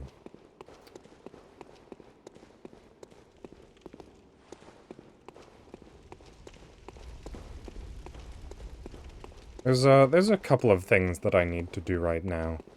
But I'd like to, get to streaming more frequently. Make my way back to, 4 streams a week. But the big problem is, figuring out when to transition my schedule. Because I don't know if this is something that has been apparent, but I'm not someone who likes to do extra work. Even if it's something that I enjoy,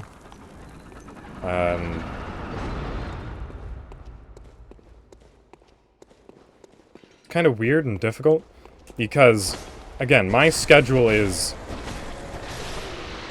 thoroughly non-standard.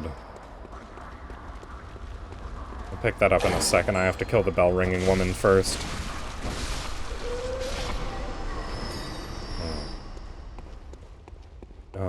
Which means it's difficult to actually fit my schedule with the typical 5-day week. Or it's 7-day week? 5-day work week. And that makes it tricky for me to, like, actually create a new schedule. And I mean, like, I have an idea for what I'd like the schedule to be.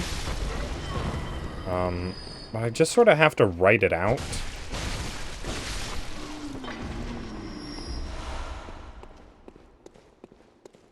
And I've had this same schedule for so long that I'm worried that, you know, people have gotten used to it, and I might be sort of changing it in such a way that they might no longer be able to watch me as frequently as they did previously. Which would be a bummer. I wouldn't want to exclude anyone from watching my streams because I've changed when I'm streaming. But I think I've already done that with poor Mitspun, so... maybe just a good old change will help me get back into the groove.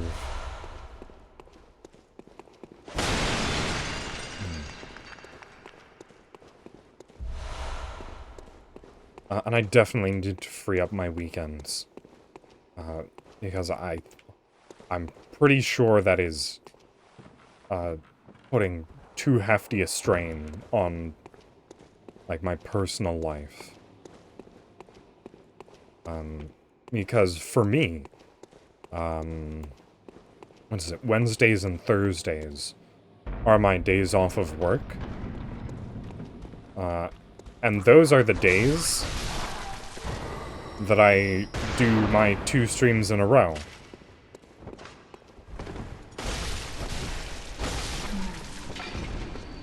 Oh, no chest up here. That's annoying. And because I do that, that means that I don't have, like, any weekends off for, like, time to do anything that I need to do, or, like, anything like that. Oh, I just made a loop. Okay. And that was probably a door that couldn't be opened from the other side, which means, that was probably the end of it anyways, because that was just a side room. Oh. I went backwards, but there was an item that I missed, so... it was worth it anyways, for that singular Quicksilver bullet. And that's 240 extra blood echoes that I don't have to spend now. I don't get how this is a boss at all. Oh. I know that attack is just difficult to dodge, but this is a basic enemy.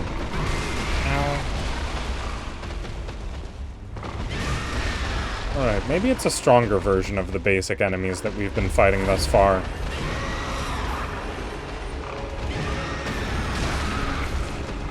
I feel like I don't ever remember any of the oh, goodness. Okay. Well, its backstab box is just as wide.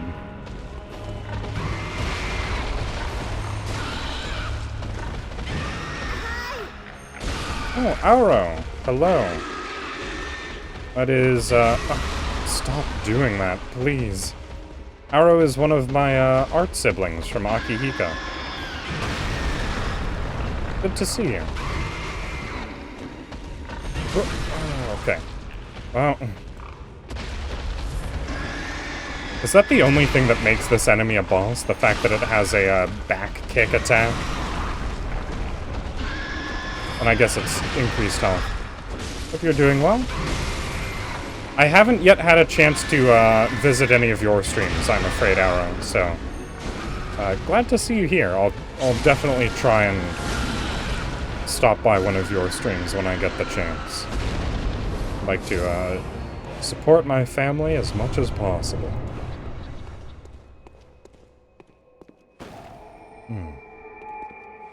You have been streaming, right? I think I remember seeing, like, some of your notifications previously. Because I know some siblings aren't streaming yet. I think you might have started I don't remember. Don't think poorly of me because I can't remember your streaming schedule. I'm sorry. I apologize profusely. Right. What was I talking about before that? Oh, hey. I think I might have still been on the Pokemon topic. And whether or not I'm going to stream it, or if I just want to play it by myself.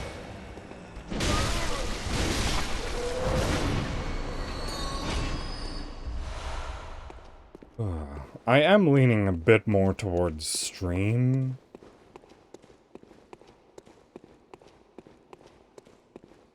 But I don't know on that front. It's very iffy. I feel like I'd probably enjoy it more if I weren't streaming, so... I don't know.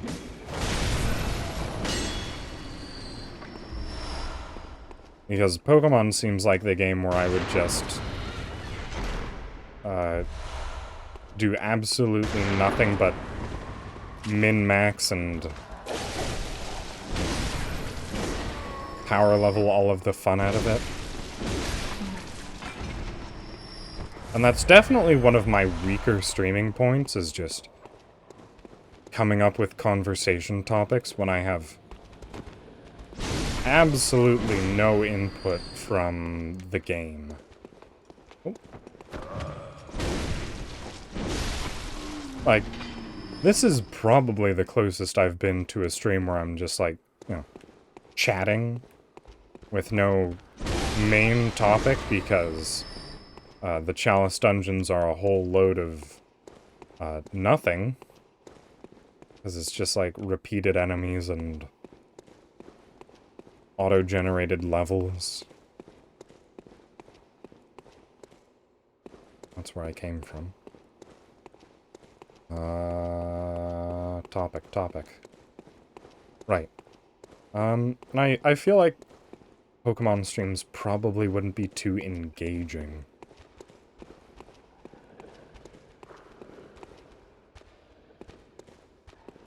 There are definitely more doorways, right?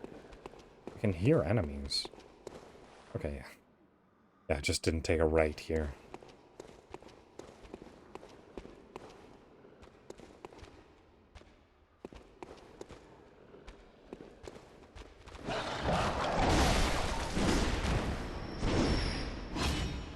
Alright, you look mildly spooky. Yeah, you're one of the Berserker type enemies.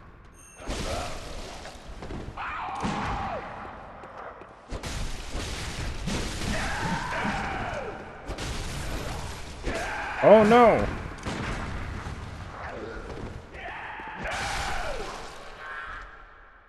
These throwing daggers are doing suspiciously little damage.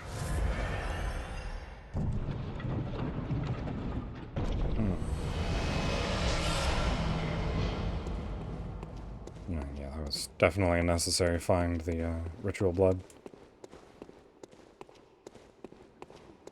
I've also interacted with so few of my siblings, so it's definitely good to see you, Oro.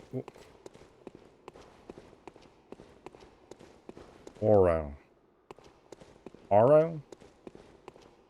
I remember you put a pronunciation guide in the family Discord because of the Oreo thing. I'll just continue to pronounce it as if I'm trying to say arrow badly.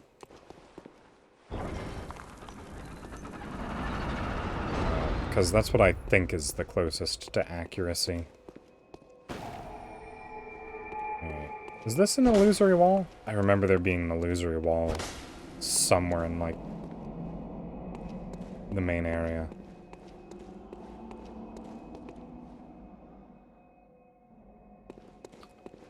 Well, the Hintertombs have certainly had a lot of these circular rooms.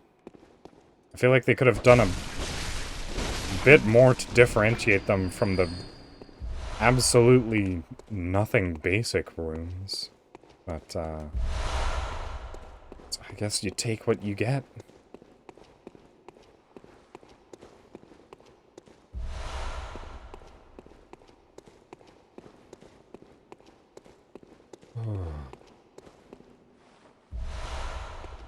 You really need a,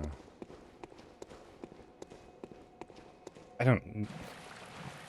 Oh, no.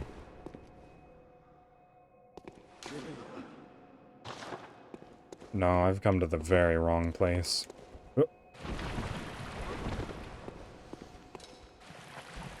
Nobody likes the stinky poison slow walk water. From Software, please stop it. Your family is worried about you, From Software.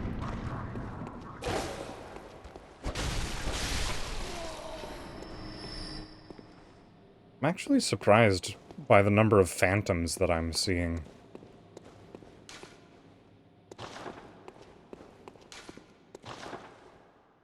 What? Oh. I think that's saying, be angry that there's no treasure. Oh, there's the ambush. Hey, guys.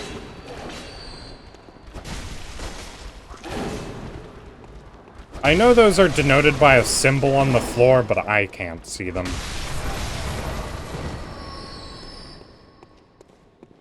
My eyesight's bad. I wear glasses. What do you want from me? Oh, here we go. There it is. Now this is new.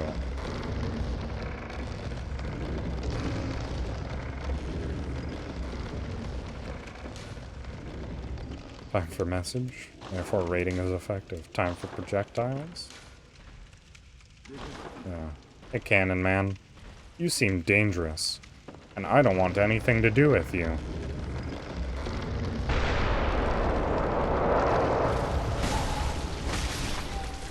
That was definitely a cannonball that hit the wall. Straight to my left.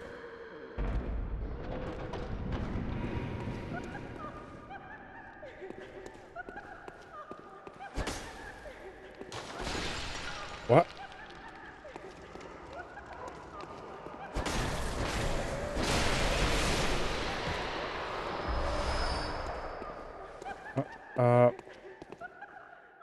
Okay, I guess the cannoneer got poisoned. Also, not a fan of this laughter.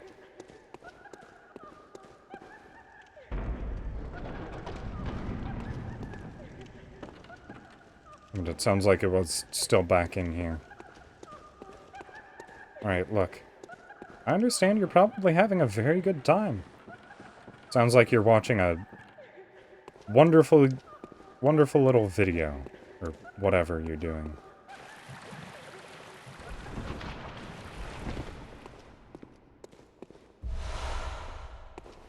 Alright.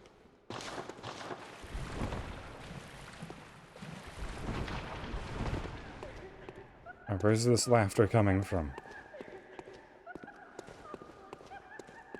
It completely faded out down that hallway.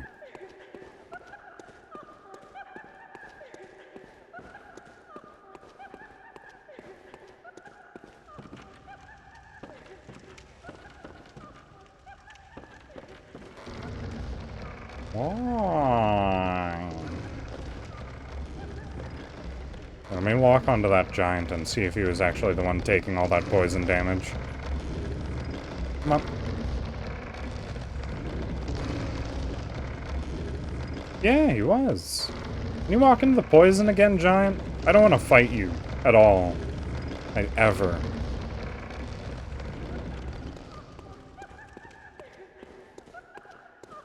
This sounds almost like a glitch.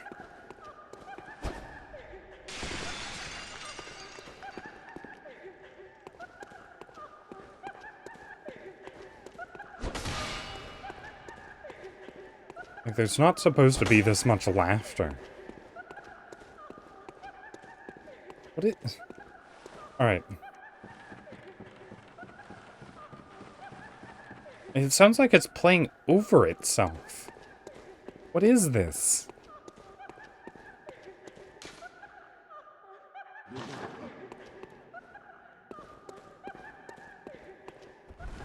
Is there... Yeah, because it completely fades out when you enter this area.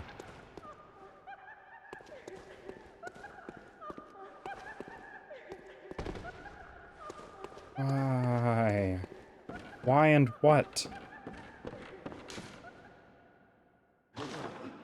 Yeah, no, that's definitely a glitch. There's no way that that is intentional. Oh, okay, that's just a bunch of rats. I thought that was a writhing mass of... I don't know, something else. I guess the writhing mass of rats isn't too much better.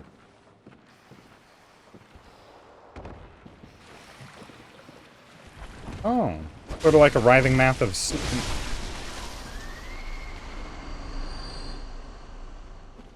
Writhing mass of snakes. That set of words is really working on my lisp.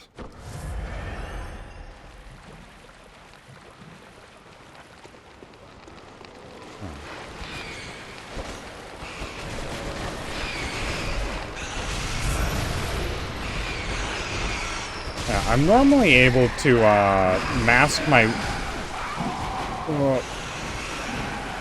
lisp really well. But just every now and then there's a series of words that will absolutely trigger my inability to speak properly.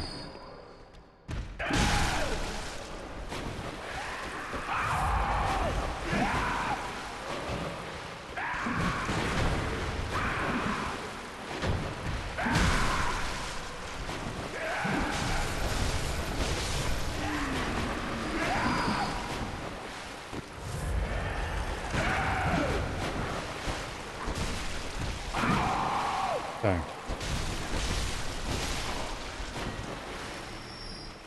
Oh, berserkers are tricky to deal with. I was definitely being riskier than I needed to going for that scurrying beast. But there's no way that I'm coming back to this dungeon just to get a scurrying beast. So if I didn't get him then, I was never going to. Okay. Well, I think that means it's time for me to go pay that giant a visit.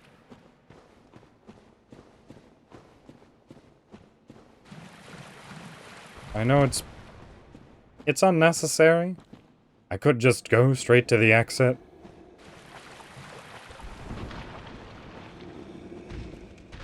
But he's guarding stuff.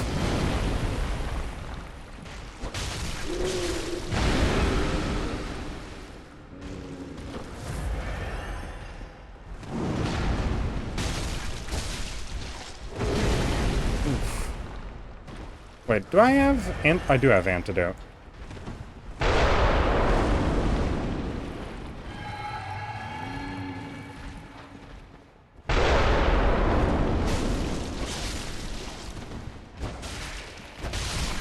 Okay. That was a little bit easier than I thought it would be. Alright, it's fine. I can get poisoned.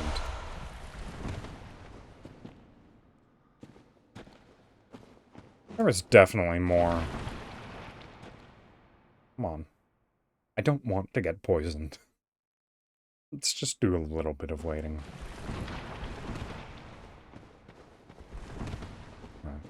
Is that what the giant dropped? Probably. Okay, I'm gonna get poisoned here. It's fine. Just eat an antidote. Okay, this wasn't worth it. I was expecting at least a ritual material. All I got out of it was a blood vial and a throwing knife. And a shard. that I can buy for a couple hundred blood echoes. That was definitely a waste of time and resources. Not many resources. And fairly simple ones. Just antidotes. Alright, well, I'm back within range of the laughing. Alright. So, my hypothesis for what the laughing is, if it's not just enemies that I can't find,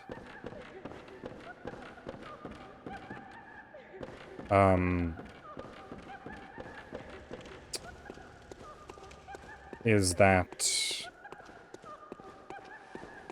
Alright, it'll be easier to explain in a second once I get to the actual location that I think might be causing it.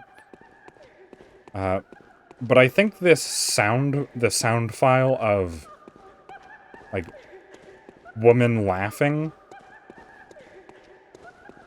is being played incorrectly instead of the bridge rumbling sound effect. And that just got stuck playing right at the very end, like the last segment of bridge. Because it's playing in the exact same sort of frequency that bridge rumbling SFX is. Like, it sounds the same, except with laughter. Which, I don't know, maybe I'm dumb and don't understand how game work. But it seems plausible to me. Because there's, like, a similar thing that happens in the real-world Hunter's Workshop. Oh, unless it's just... Alright. I'm ready to be proven immeasurably incorrect by having there be laughing women enemies in this bonus area.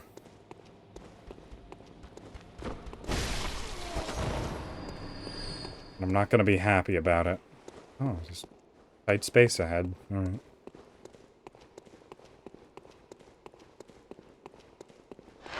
Oh. I was not expecting a rat just to be sitting off to the side there. I feel like they're normally, like, in rooms? Not just in a hallway, randomly.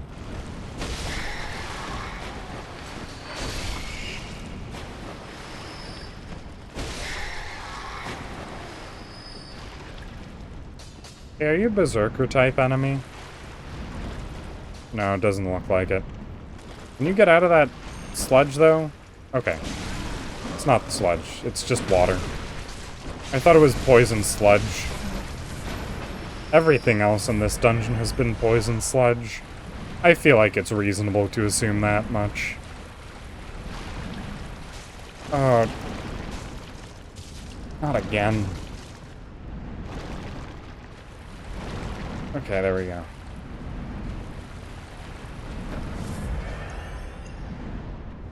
Okay, let me just... Ah!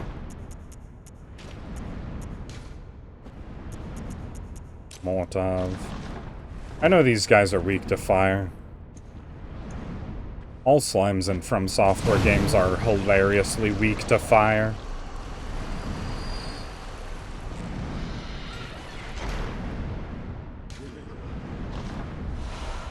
Thanks for reminding me of that message.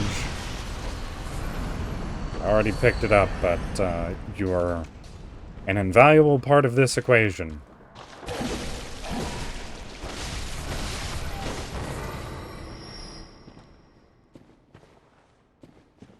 What the? Oh.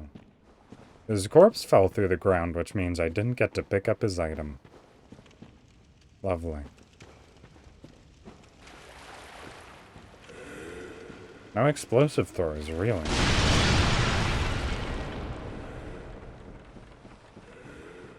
I'm surprised by how infrequently they have explosive throwers near those explosive barrels. I feel like that should be, like, a constant thing, right? How'd that... okay. Somehow that corpse ended up there.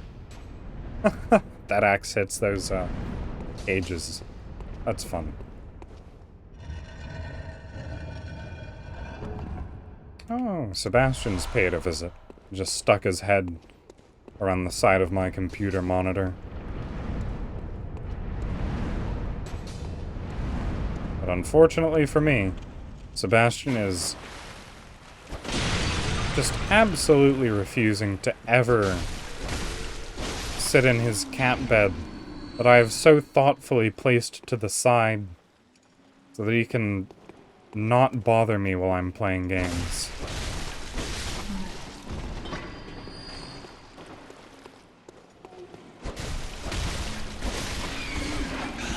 Oh, that's a lot of rats. Alright, time for the extermination style sword.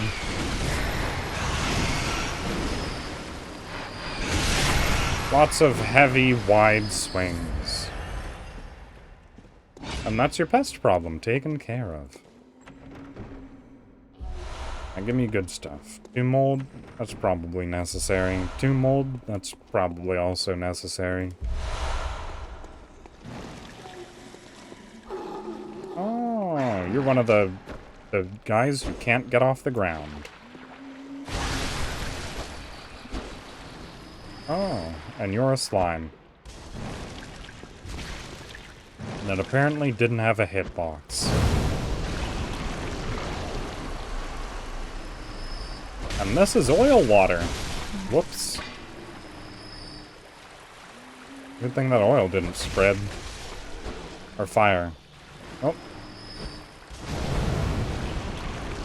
Oh, it's just so terribly satisfying throwing Molotov cocktails at slimes. Alright, but only when they actually die properly. Which I think only happens... Leaks of Liar? Yeah, no, invisible wall there. If they're not mid-attack. Because when they raise up just ever so slightly out of the slime water for their attack, it causes the auto-targeting to soar over their head. Oh, thanks for running up to me. You really didn't have to do that.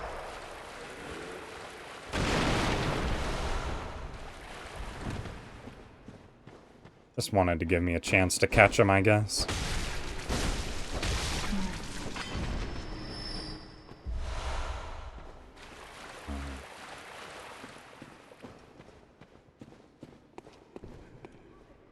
Wait, what?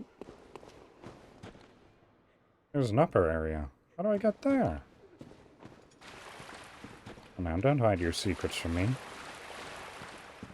Alright, well, alright, oh, okay, well. Aggressively gatekeeping her secrets now instead. Got it. Wait. There was an item. Okay, well, this wasn't anything major.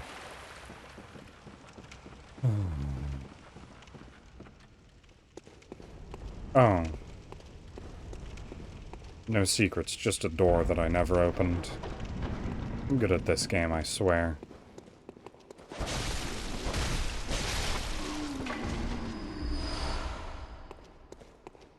Oh, great, another berserker.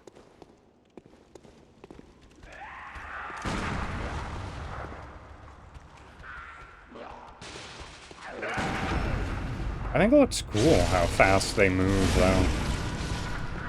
Despite the fact that it makes them an absolute nightmare to fight. Alright, what about you? Gonna be an issue? No. Just gonna let me walk up to you and kill you easily? Thanks. It's a real help, honestly. I could use it.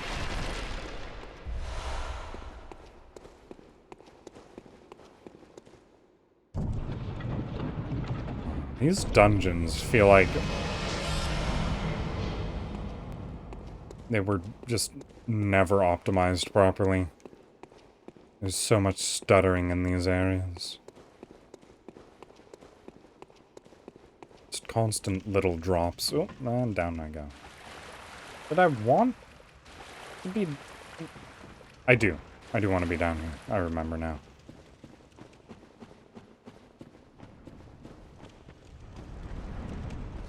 Oh. I keep running a... Oh, okay. I was going to say, I keep... Wait, what? Oh, that's just 2 rats. I thought it was a really large corpse that I did not remember killing whatsoever. What was I saying?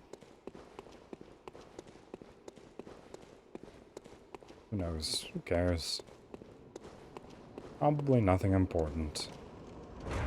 Oh, this is a boss. Whoops. Oh, no. Not another cannoneer giant.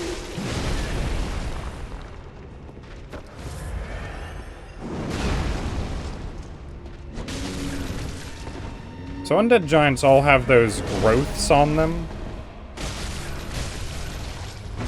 And if you hit them enough, they pop and do a lot of damage to the giant.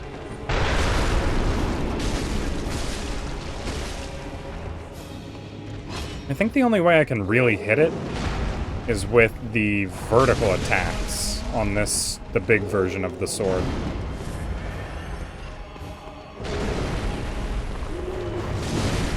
Ow. Yep, there it is. Oh, I did not expect a riposte out of that. Cool.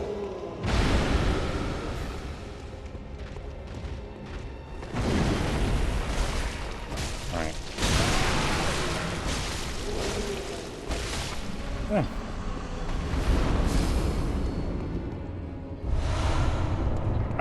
I do actually remember having trouble with that specific variant of the boss. Maybe I'm misremembering. That was a little bit easier than I thought it was going to be. Definitely not complaining about that, though. I'm glad that it was easier than I thought it was going to be.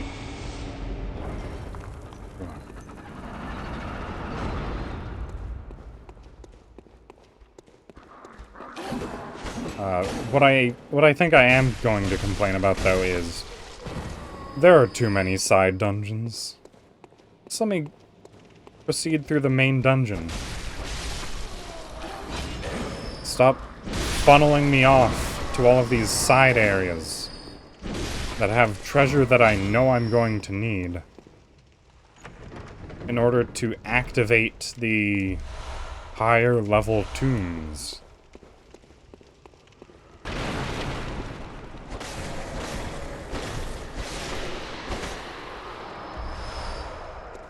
Should probably also work on resocketing my blood gems.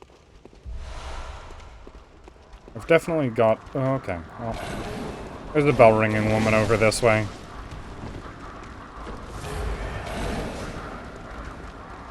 Time to just beeline.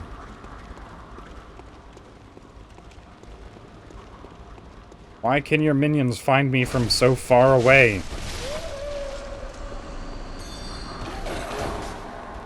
Wait a second. There's another bell-ringing woman? Alright. Oh, Penelope, hello. I'm using Ludwig's sword like you requested.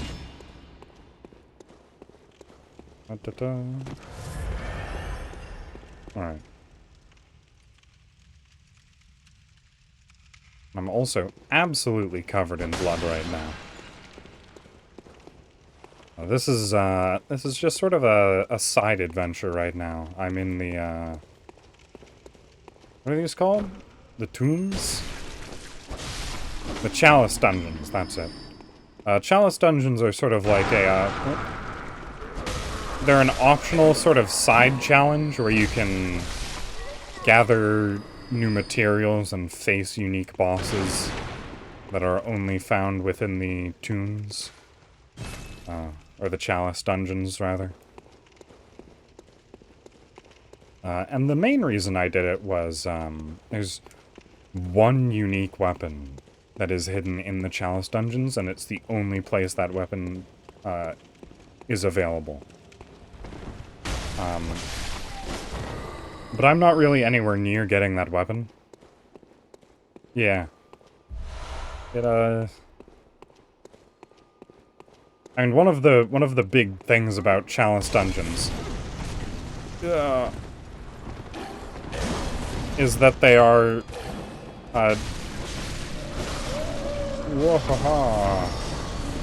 just jam-packed full of enemies.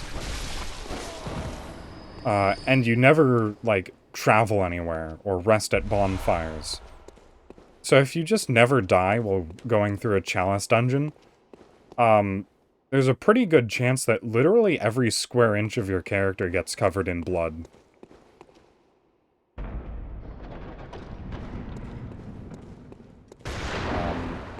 Which is what is happening to me right now, and I hate that.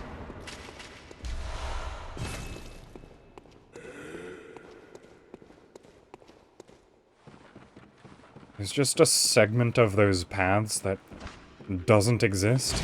Yeah, I did. It's a known bug. Completely repeatable.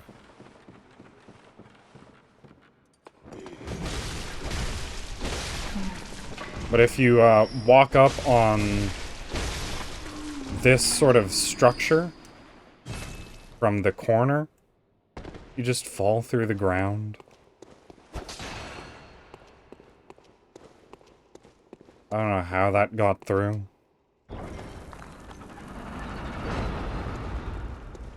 Like, that seems like something that 100% should have gotten caught in QA. Ooh, this is a treasure room. And that's not the door opening button. I don't know why I pressed that button.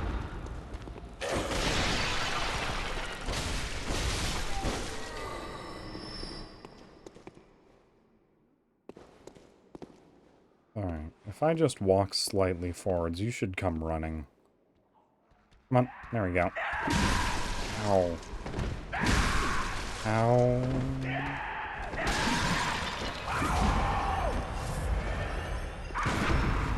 Oh, I didn't mean to actually parry there. Whoops. I'm sorry, I was too efficient.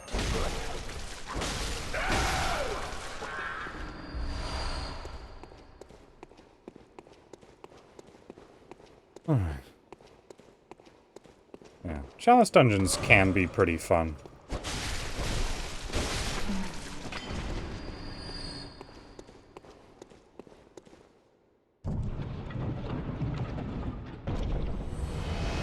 Time is it? Oh. They're repetitive a fair amount of the time. But as long as you can get into new chalices. So, if I... Oh, not that one. So if I just go to my list of chalices, there's Thumeru, Hintertomb. So Thumeru is the first chalices that you get. Those are the basic ones. I'm currently in a Hintertomb chalice. There's not too much difference between Thumeru and Hintertomb chalices.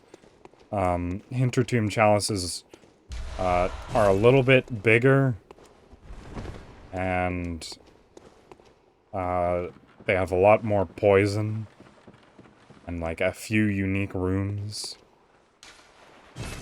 I need to stop trying to pick up those items. They're always quicksilver bullets.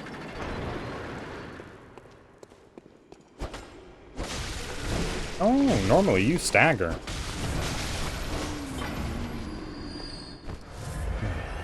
But, there's two other levels of chalices that you can get to. And the next level up is one called Loran. The Loran chalices. And the Laron Chalices are much better than Hintertune and whatever the other one is that I've forgotten the name of already.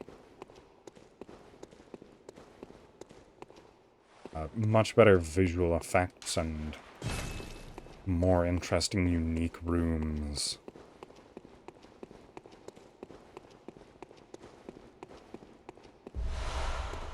Oh, Bone Marrow Ash.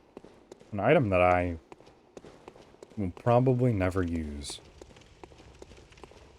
I think that's probably a bit too much to say. Ow.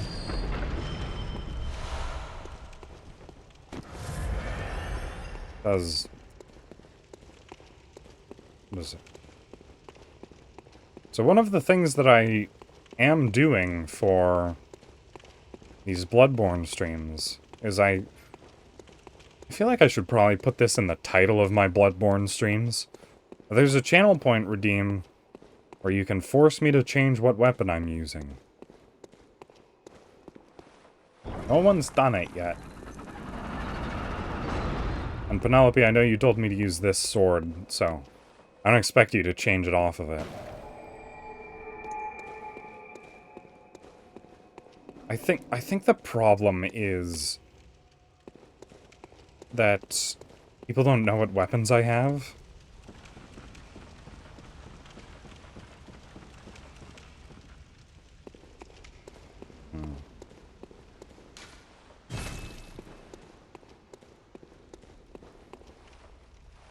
And if I were to list the weapons I have, I'd just have to update it at the beginning of each stream. Okay, Refax.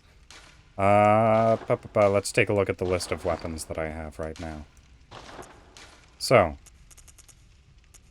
Saw Cleaver, Hunter's Axe, Beast Hunter Scythe, Threaded Cane, Kirkhammer, Ludwig's Holy Blade, Rifle Spear, Stake Driver, Boom Hammer, Whirligig Saw, Tonitrus, and Amygdalin Arm. Those are your choices. I'll wait around and see if you make a choice or just say pick one at random. Saw? The Whirligig? Okay. Whirligig is actually a weapon that I'm fairly familiar with. It's pretty powerful. Alright. So its base form is just this mace. It's got pretty decent swings.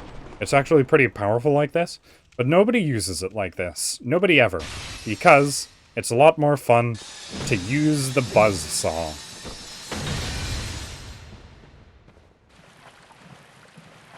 Yeah. Well, a lot of the ones with, like, really fun names, so the Boom Hammer and the Whirligig Saw, are both from the DLC. Yeah. Well, you wouldn't know the Whirligig Saw from when Bloodborne came out, because the Whirligig Saw is a DLC weapon. So you'd know it from seeing the DLC, or, like, when the DLC first came out. The DLC wasn't too long after. Oh, okay, that's a boulder.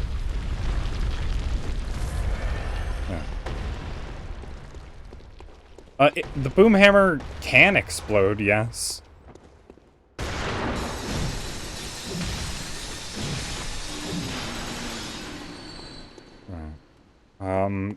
You'll just have to see.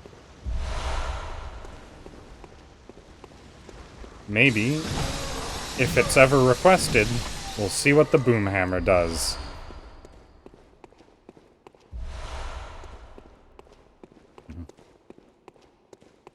But the boom hammer is actually a weapon that I haven't used too much of.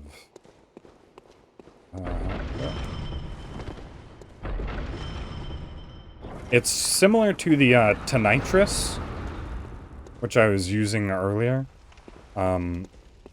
Where it is a hammer, where it doesn't actually have a transformation. So, like, all of the weapons have their ability that causes it to transform into the other version of the weapon. The boom hammer doesn't have a transformation. Instead, you just charge it with fire. Oh, hey. Hey there, friend. Ow. And your next hit deals a bunch of fire damage.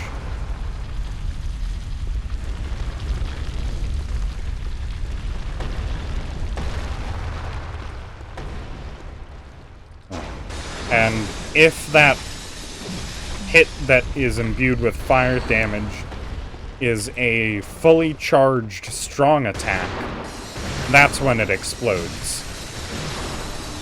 But any other time that you do it, it just deals a lot of damage and has a bunch of extra fire.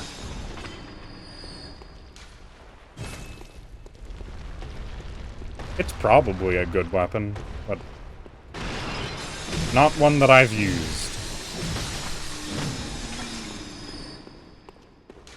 So yeah, one of the,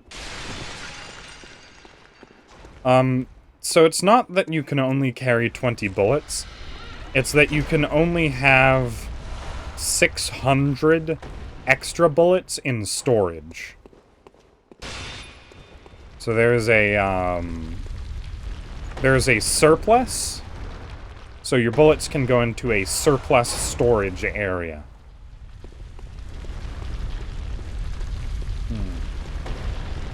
Back in your home base. And you can only have 600 of them in your surplus. And because I was doing a thing where I basically cheated in near infinite money, and I only did that in order to buy consumable items, because bullets and blood vials can run out, and in the early game, that's pretty difficult to deal with. So what I did was I just used the infinite money to stock up on bullets and blood gems, so that there was never an occasion where I was completely out of my consumable, highly necessary resources. I never used any of them to level up, or to buy any, like, key resources. Only ever for blood gems and the less necessary items, but still annoying if you don't have them items.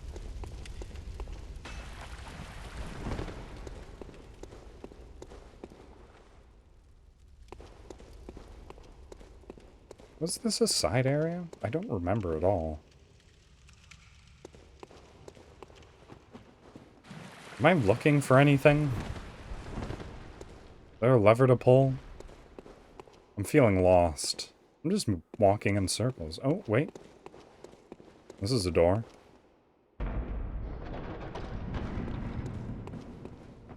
Oh. Door to a treasure room.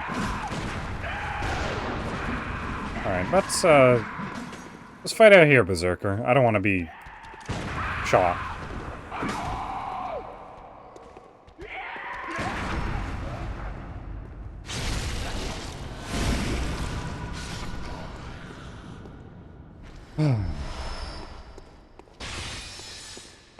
Alright, buzzsaw time. Alright. One of the goofier attacks you can do with this is this, where you just hold the buzzsaw out in front of you, and it does constant damage. It does also constantly drain your stamina. Most things don't live long enough for you to see the end of your stamina. I mean, unless they're a boss.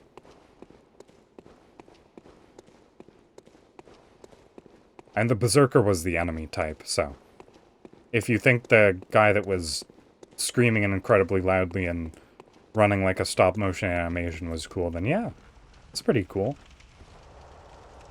I kind of like how they move and scream and run. I don't know. I've got a soft spot for it.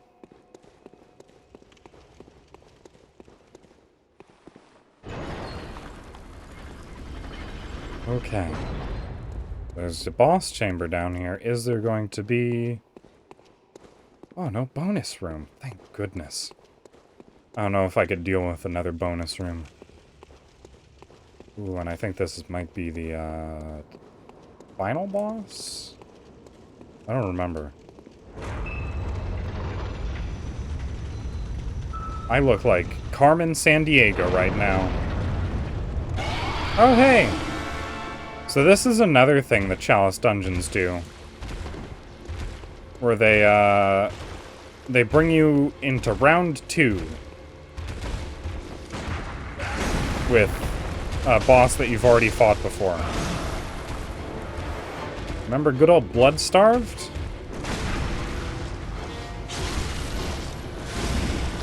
Now I'm fighting her in a slightly more difficult arena.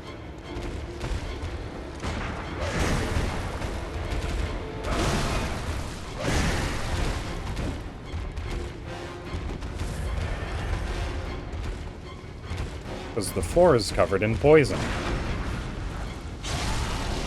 But fortunately I've got, like, infinite resources to fight her this time.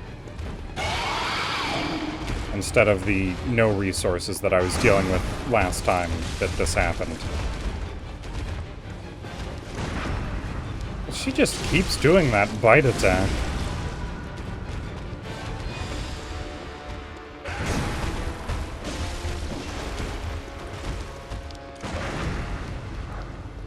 Alright, I'm not used to getting this many successful parries against Blood-Starved. Oh, and Sebastian's come to pay a visit. Sebastian, I would really appreciate it if you stayed exactly where you were and did not come in front of my monitor.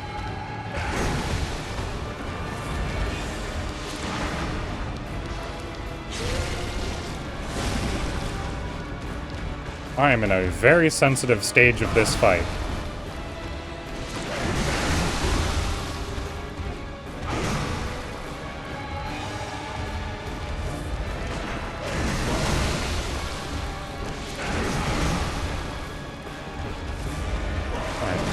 Okay. Oh no, oh no.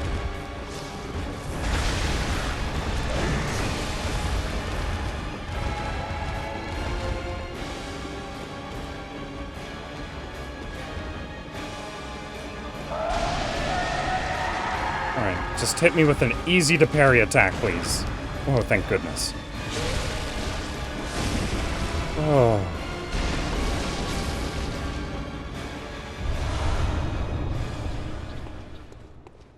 Wow. Okay.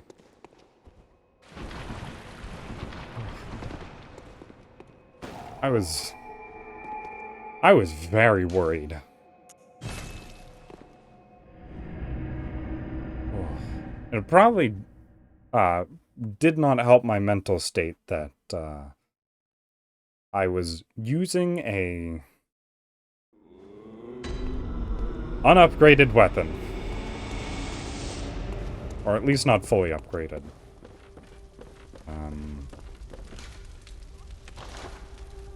Because my weapons can currently go up to +6 right now. I have enough materials to do that, and I was using a +3. Yeah, Whirligig Saw's actually very strong. I think it's, in my opinion, Whirligig Saw's the best weapon in the game. Oh, hello, G-Sock. Alright, but now that I've defeated a boss, it's back to the Holy Blade. Alright. And there is actually one thing that I did want to do during this stream. I can go a bit late. Oh. Oh yeah, the outfit of my character. I'm actually just about to change it. Oh, Aqua is here too. Yeah, everyone's showing up. Flan? Alright.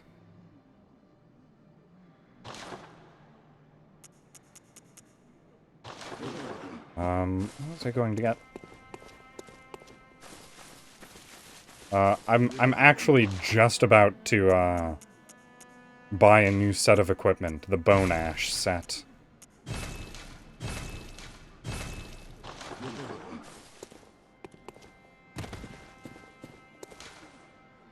This is the coat. This is the constable's set. Okay, no. And go back to the full constable.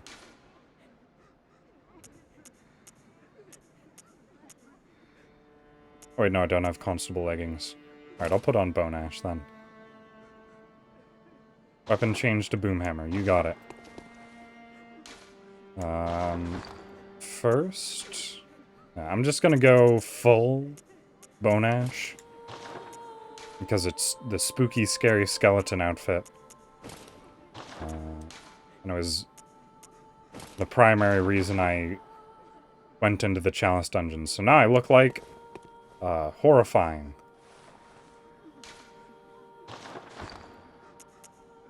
Alright, and also... There's the Boomhammer. There it is. Let me just pop up the Boomhammer to +6. Fortify... Boomhammer... Okay. So, the current limiting factor that I have in getting all of my weapons to +6 is my inability to buy a certain item from here. So I can buy as many bloodstone shards as I want from this. But I need twin bloodstone shards to upgrade to +6, and for some reason you can't just glue 2 blood shards together to get twin blood shards. Very well, let me... So one of the things I am currently attempting to do is get the item that'll just let me buy twin bloodstone shards for free. Which is going to involve going to... Cathedral Ward, I think? And we'll be able to fight some lower level monsters, and I'll be able to... Or not monsters, just enemies. In fact, they're mainly just crazy people. I don't think it's very polite to call people who have been driven mad by infusing monster blood into them. I don't know. Maybe they are monsters.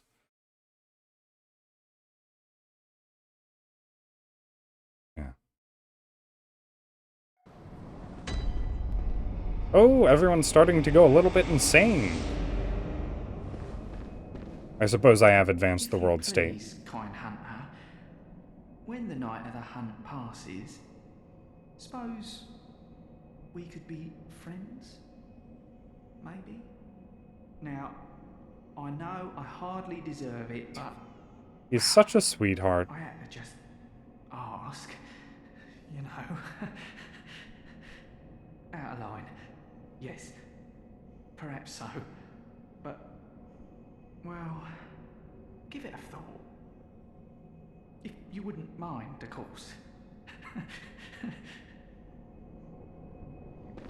No. That guy is really a sweetheart. Also, you'll notice that there's just ambient baby crying noises now. There's decently good reason for that. Forgive me, I'm a bit out of sorts. So, no blood today, I'm afraid.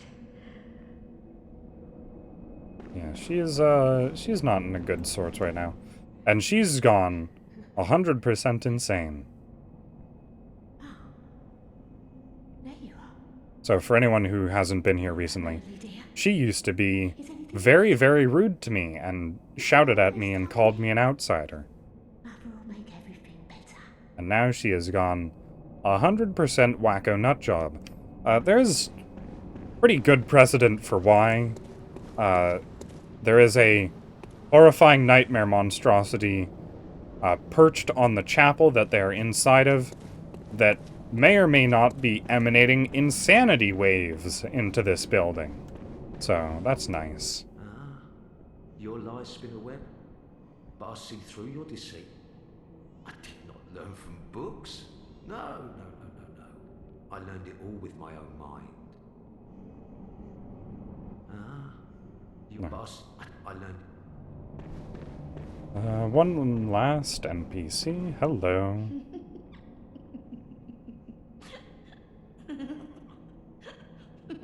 Yeah, they're all going insane here.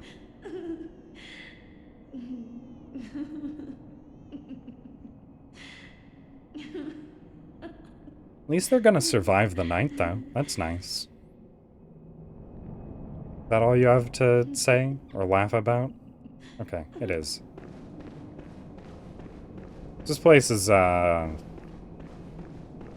real swell. Nothing is going wrong here. Everyone is happy.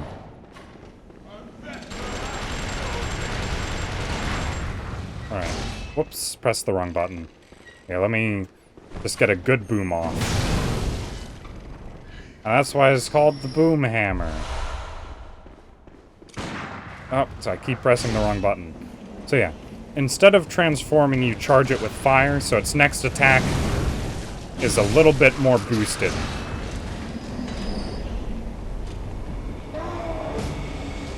And if you fully charge a heavy attack, it explodes.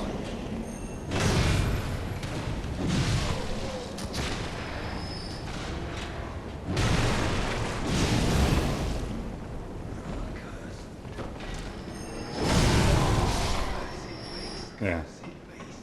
Cursed beast. Yeah, there's probably ways to... Oh, no. Bad.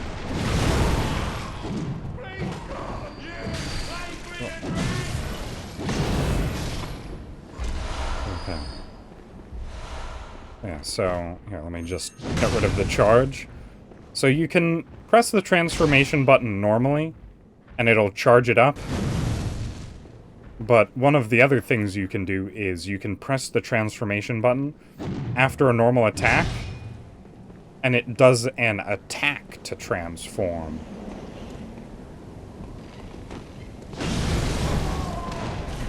Oh, no!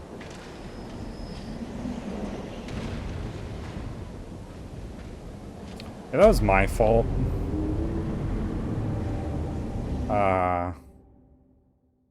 Whoops.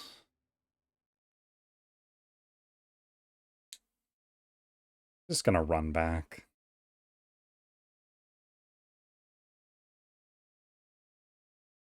Yeah.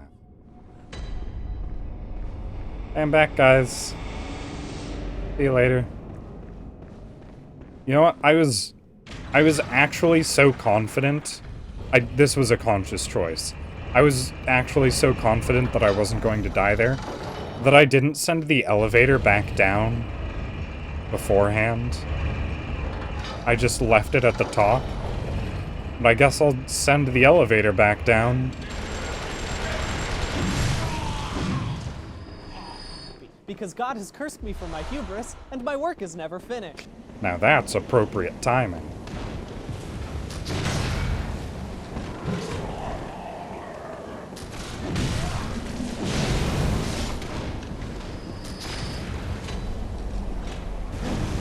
Okay.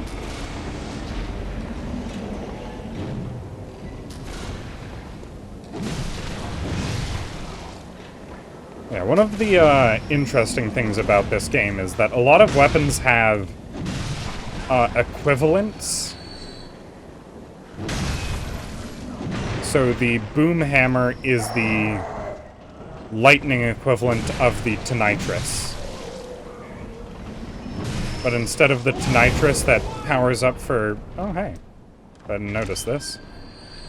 The tonitrus has, like, a power-up that lasts 10 seconds. And the boom hammer has a power-up that lasts until the next swing. Bum, bum, bum. Oh, you've got my souls. Or blood echoes.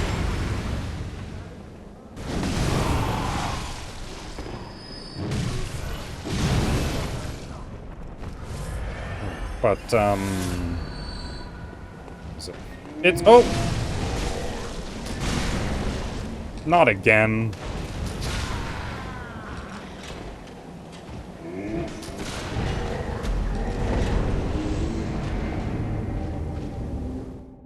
It's mainly the DLC weapons that,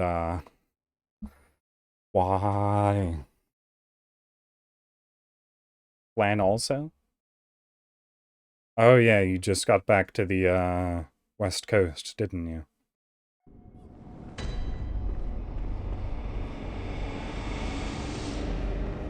That must be why you're awake the same time I am. Even though I'm technically past my bedtime, it's fine. I'm more than happy to continue streaming. Mainly because this was something that I intended to do anyways. It's fine. I'm only 6 minutes past my bedtime.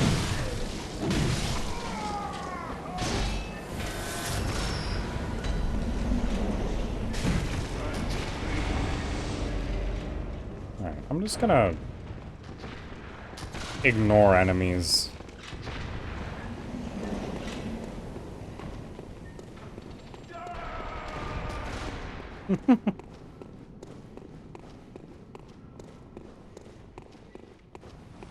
I can stream for as long as I need to.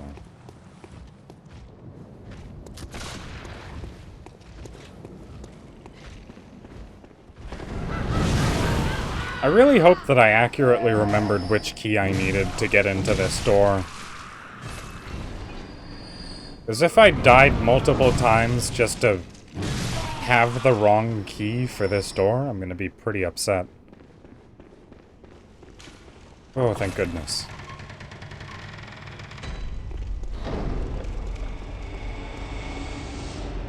Alright, so Upper Cathedral Ward has some really weird enemies. Like these weird monster babies. There's a lot of weird monster babies in this area.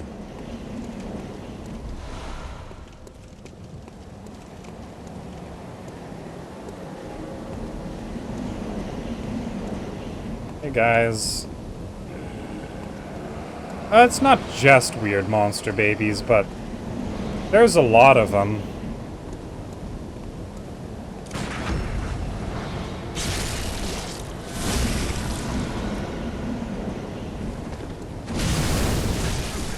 Ow.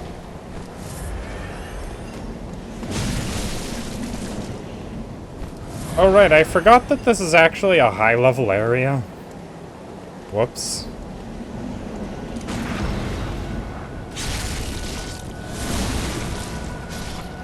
Yeah, so the enemies are actually dangerous, have a lot of health, and hit hard here. I've been in the Chalice dungeons that are low level for so long that I have forgotten how to be cautious. There's no way that comes back to bite me. There we go. Here's some more weird monster babies. They don't seem to like fire very much, so that's nice.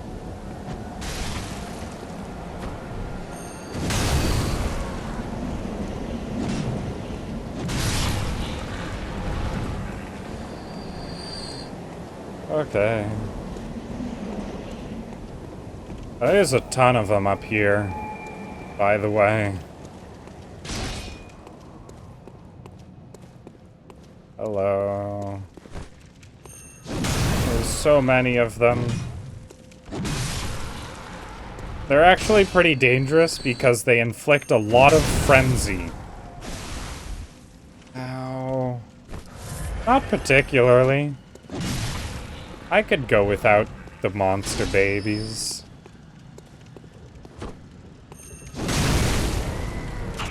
Ow.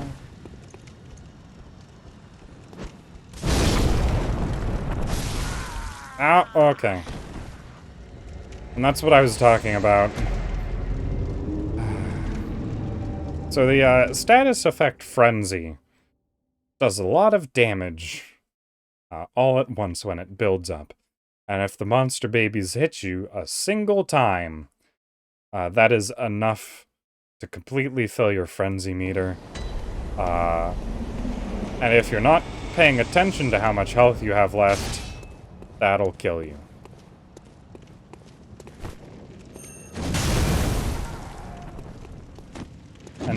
my goodness, I wish I was dealing 5 more damage with the fully charged hit.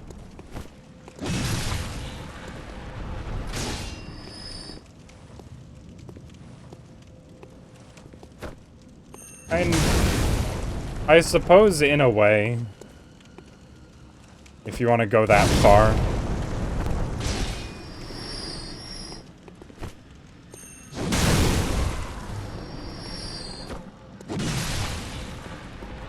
Okay.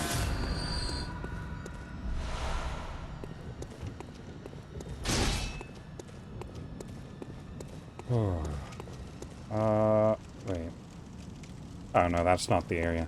The location I'm in right now also has one of my favorite emotes in all of From Software.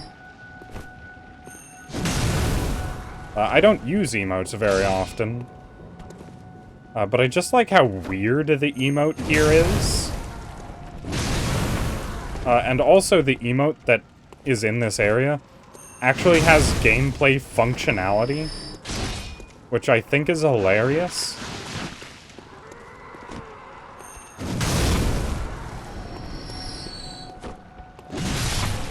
Oh. I like when they started introducing gameplay functionality to some of the emotes.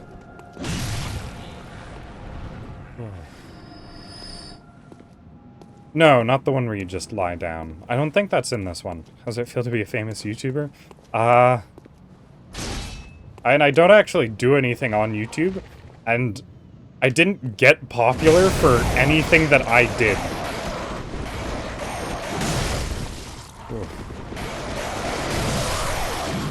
It's literally just a clip of someone else that I posted.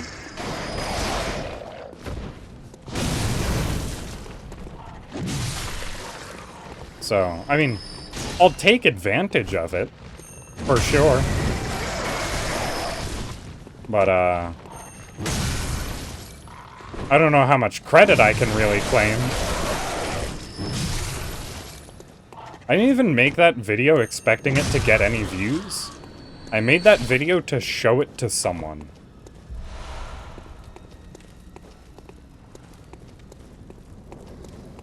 I was basically going to put it on, what's it called? Personal? Private? Unlisted? Whatever the one is where you can send links to people, but the general public doesn't see it.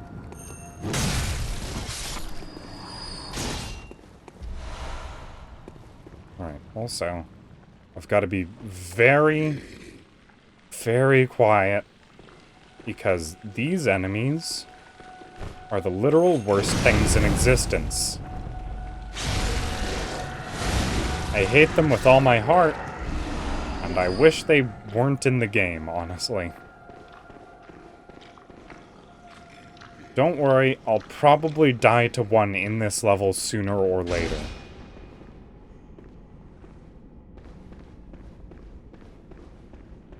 Because there's like 5 of them.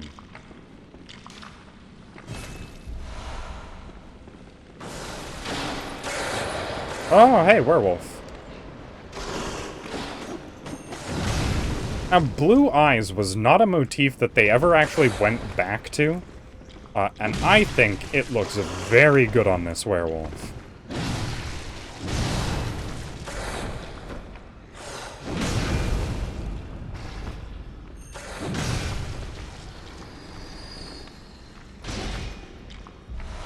I actually kind of miss it. Because they're constantly all about, like, you know, the red-eyed monsters. But I think the blue-eyed werewolves look very good.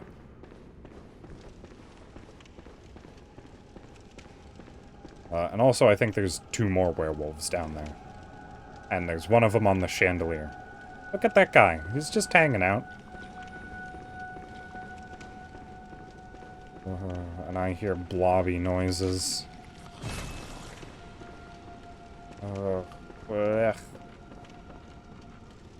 Yeah. If I'm remembering correctly, I think he knocks the chandelier down. Yeah.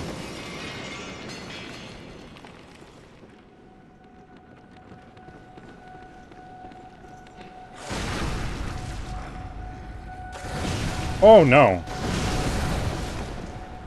Okay, well, you know what?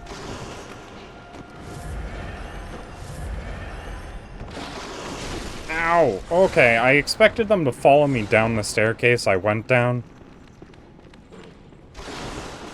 Alright, they can't get through this door if I'm remembering correctly. Yeah, okay. I have no qualms against cheesing werewolves.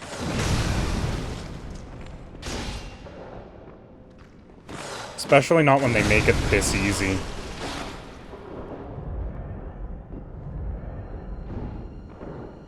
Oh, that's interesting. Standing against that wall makes the sounds muted.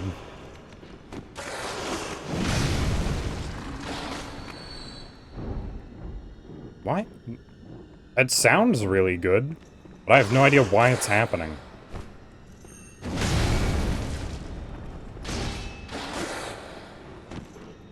And boom. Werewolves are tricky to beat on the best of days, but yeah. When there's two of them, it's nearly impossible. I'll take on this one, fair. It's just a lone werewolf. Come on. Come on. Don't be shy. Ow.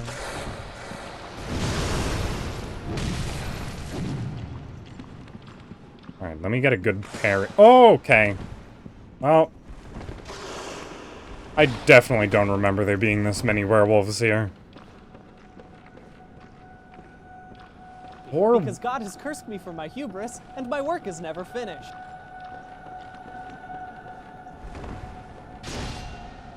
Oh. I will hydrate. Just a moment.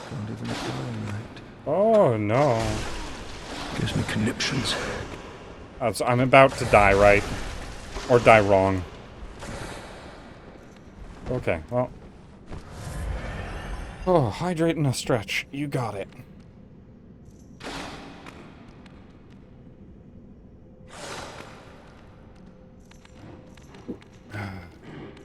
Okay. Oh, there's just a ever constant mild baby screams, aren't there now? Oh. You're flying high, huh?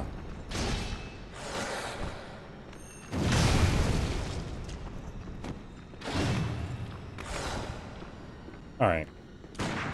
It's just too easy.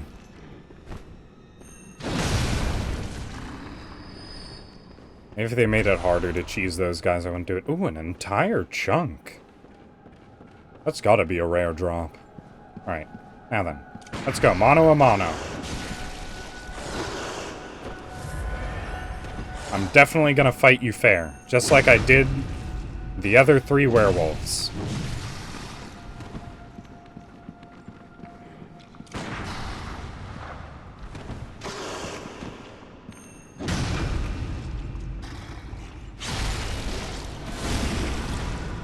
Alright, well. And that was technically a fair fight. See, that's... I can do well enough. When I'm, you know... not fighting multiple werewolves at the same time. Okay. So there we go. That is my greatest nightmare. One of those blobby friends in a straight hallway. I'm gonna do my absolute best to never get caught by their attacks. But you will never know why I hate fighting these guys unless I get caught by their attacks. I'm in a bit of a catch-22.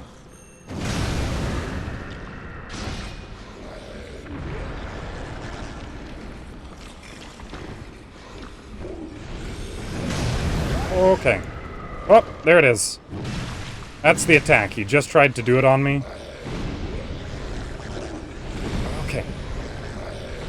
Oh, jeez. Stop it, please.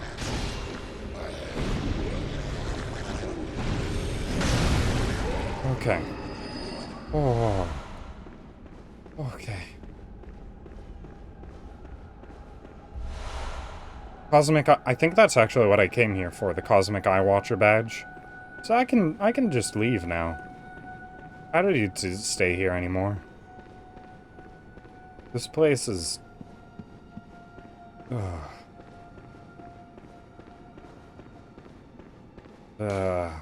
Fire's effective. Reeks of ambush. Beware of trap, therefore bolt is... Oh yeah, I remember you, scurrying beast. Yeah, I'm not gonna fall for that. You hear that sound? That bubbly, blobby sound? Okay. Let's just power attack right now.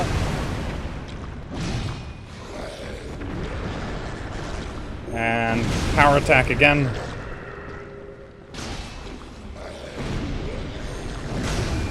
Oh no!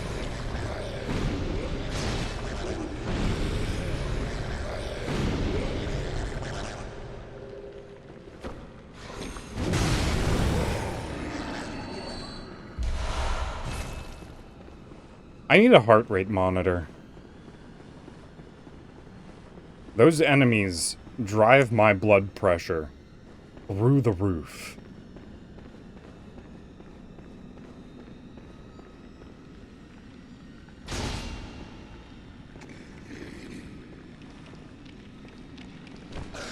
Okay, there it is. This is it. This is the attack. Deals so much damage.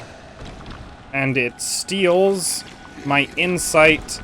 And it makes them stronger, and they can do that.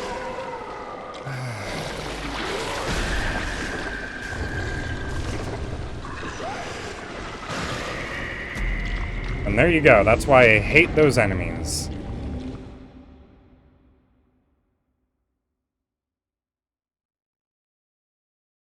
You know, that spell that they launch, it freezes you in place for multiple seconds, and then they just do that run up and grab. And you can't escape the, you know, the paralysis at all. And it gives them more than enough time to run up in order to get that grab attack.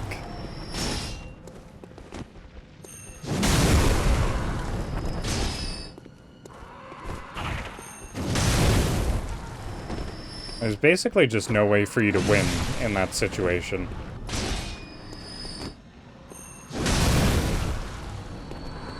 Because there's nowhere near enough time for you to, actually be able to recover from getting hit by their projectile.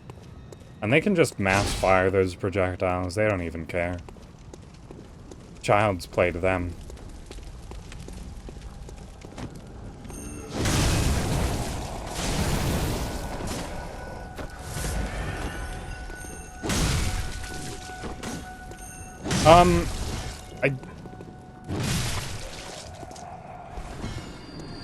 I don't think so.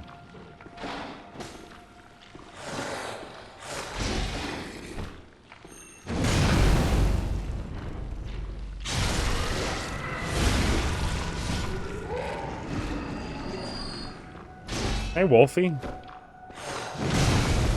I'm trying to get back to my blood echoes, so... there's absolutely no way I fight you fairly.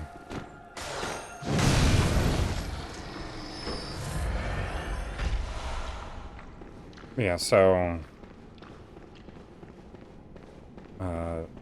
those enemies are the worst. And I accept no criticism. Okay, and the werewolves have found me.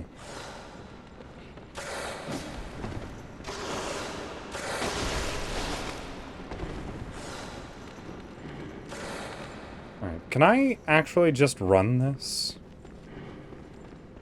Can I get on the ladder? Okay, I can.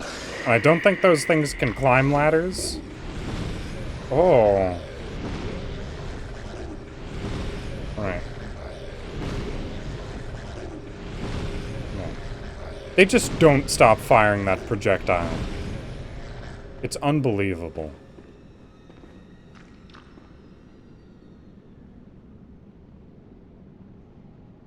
And trying to hit them when they've stopped firing that projectile is a near impossible task.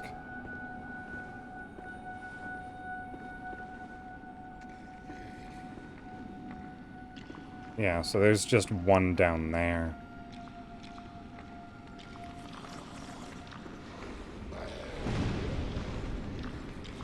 Okay, so I think the strategy... Oh my...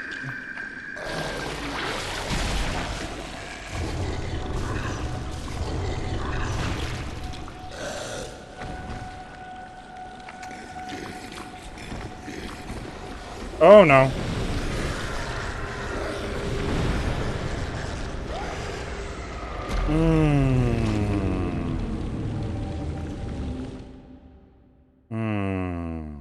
Yeah, there's a lot of them in here. Well, there go my blood echoes. Yeah. That's why this area is no fun bad times.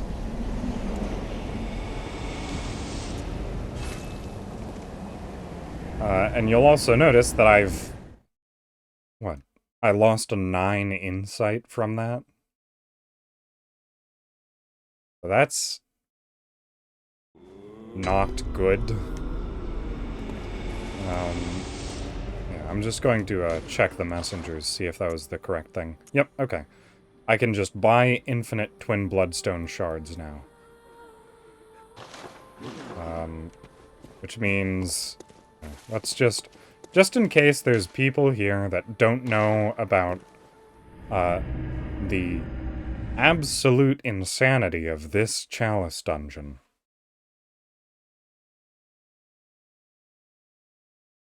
So, in the earlier areas, I was going through a whole bunch of Chalice dungeons, and I was making it to, you know, around, like, 40,000 after a couple of hours. But I just go into this one Chalice dungeon, and I stand right here, and I look to the side. And there's a health bar that's just getting chunked down off screen. And then they die. Now I get 83,000 souls for doing nothing. Twice as much as what I got over the course of like an hour and a half. I only use these souls to buy items at the shop. I do not use it to level up. I don't use it for, like, you know, anything illegitimate. But this is just to, like, buy the bloodstone shards so that I can have every single one of my weapons at the same amount of, like, plus whatever. So that, if anyone requests that I use a weapon, then I can upgrade it to whatever level I have my highest main weapon at, and my main weapon for this run is going to be the Holy Blade, because that was what was requested by Penelope for this run, is that my main weapon is the Holy Blade, way back at the very start of Bloodborne. I've also got a whole bunch of other weapons now, and I might be getting more soon, depending on how far I get through the Chalice dungeons. I kind of just want to show off Stake Driver right now, because it's my favorite weapon aesthetically, but my goodness, is this a terrible weapon. It's just like a shoulder-mounted blade, and it's got, like, swings It's a very, very short sword. Charged attack is just that. And when you transform it, you pull in the charge. So now it's a sort of stabbing dagger. And what happens when you charge the strong attack is you get like a super punch that blows you back after you launch the blade. And it transforms it back into the extended version when you do it.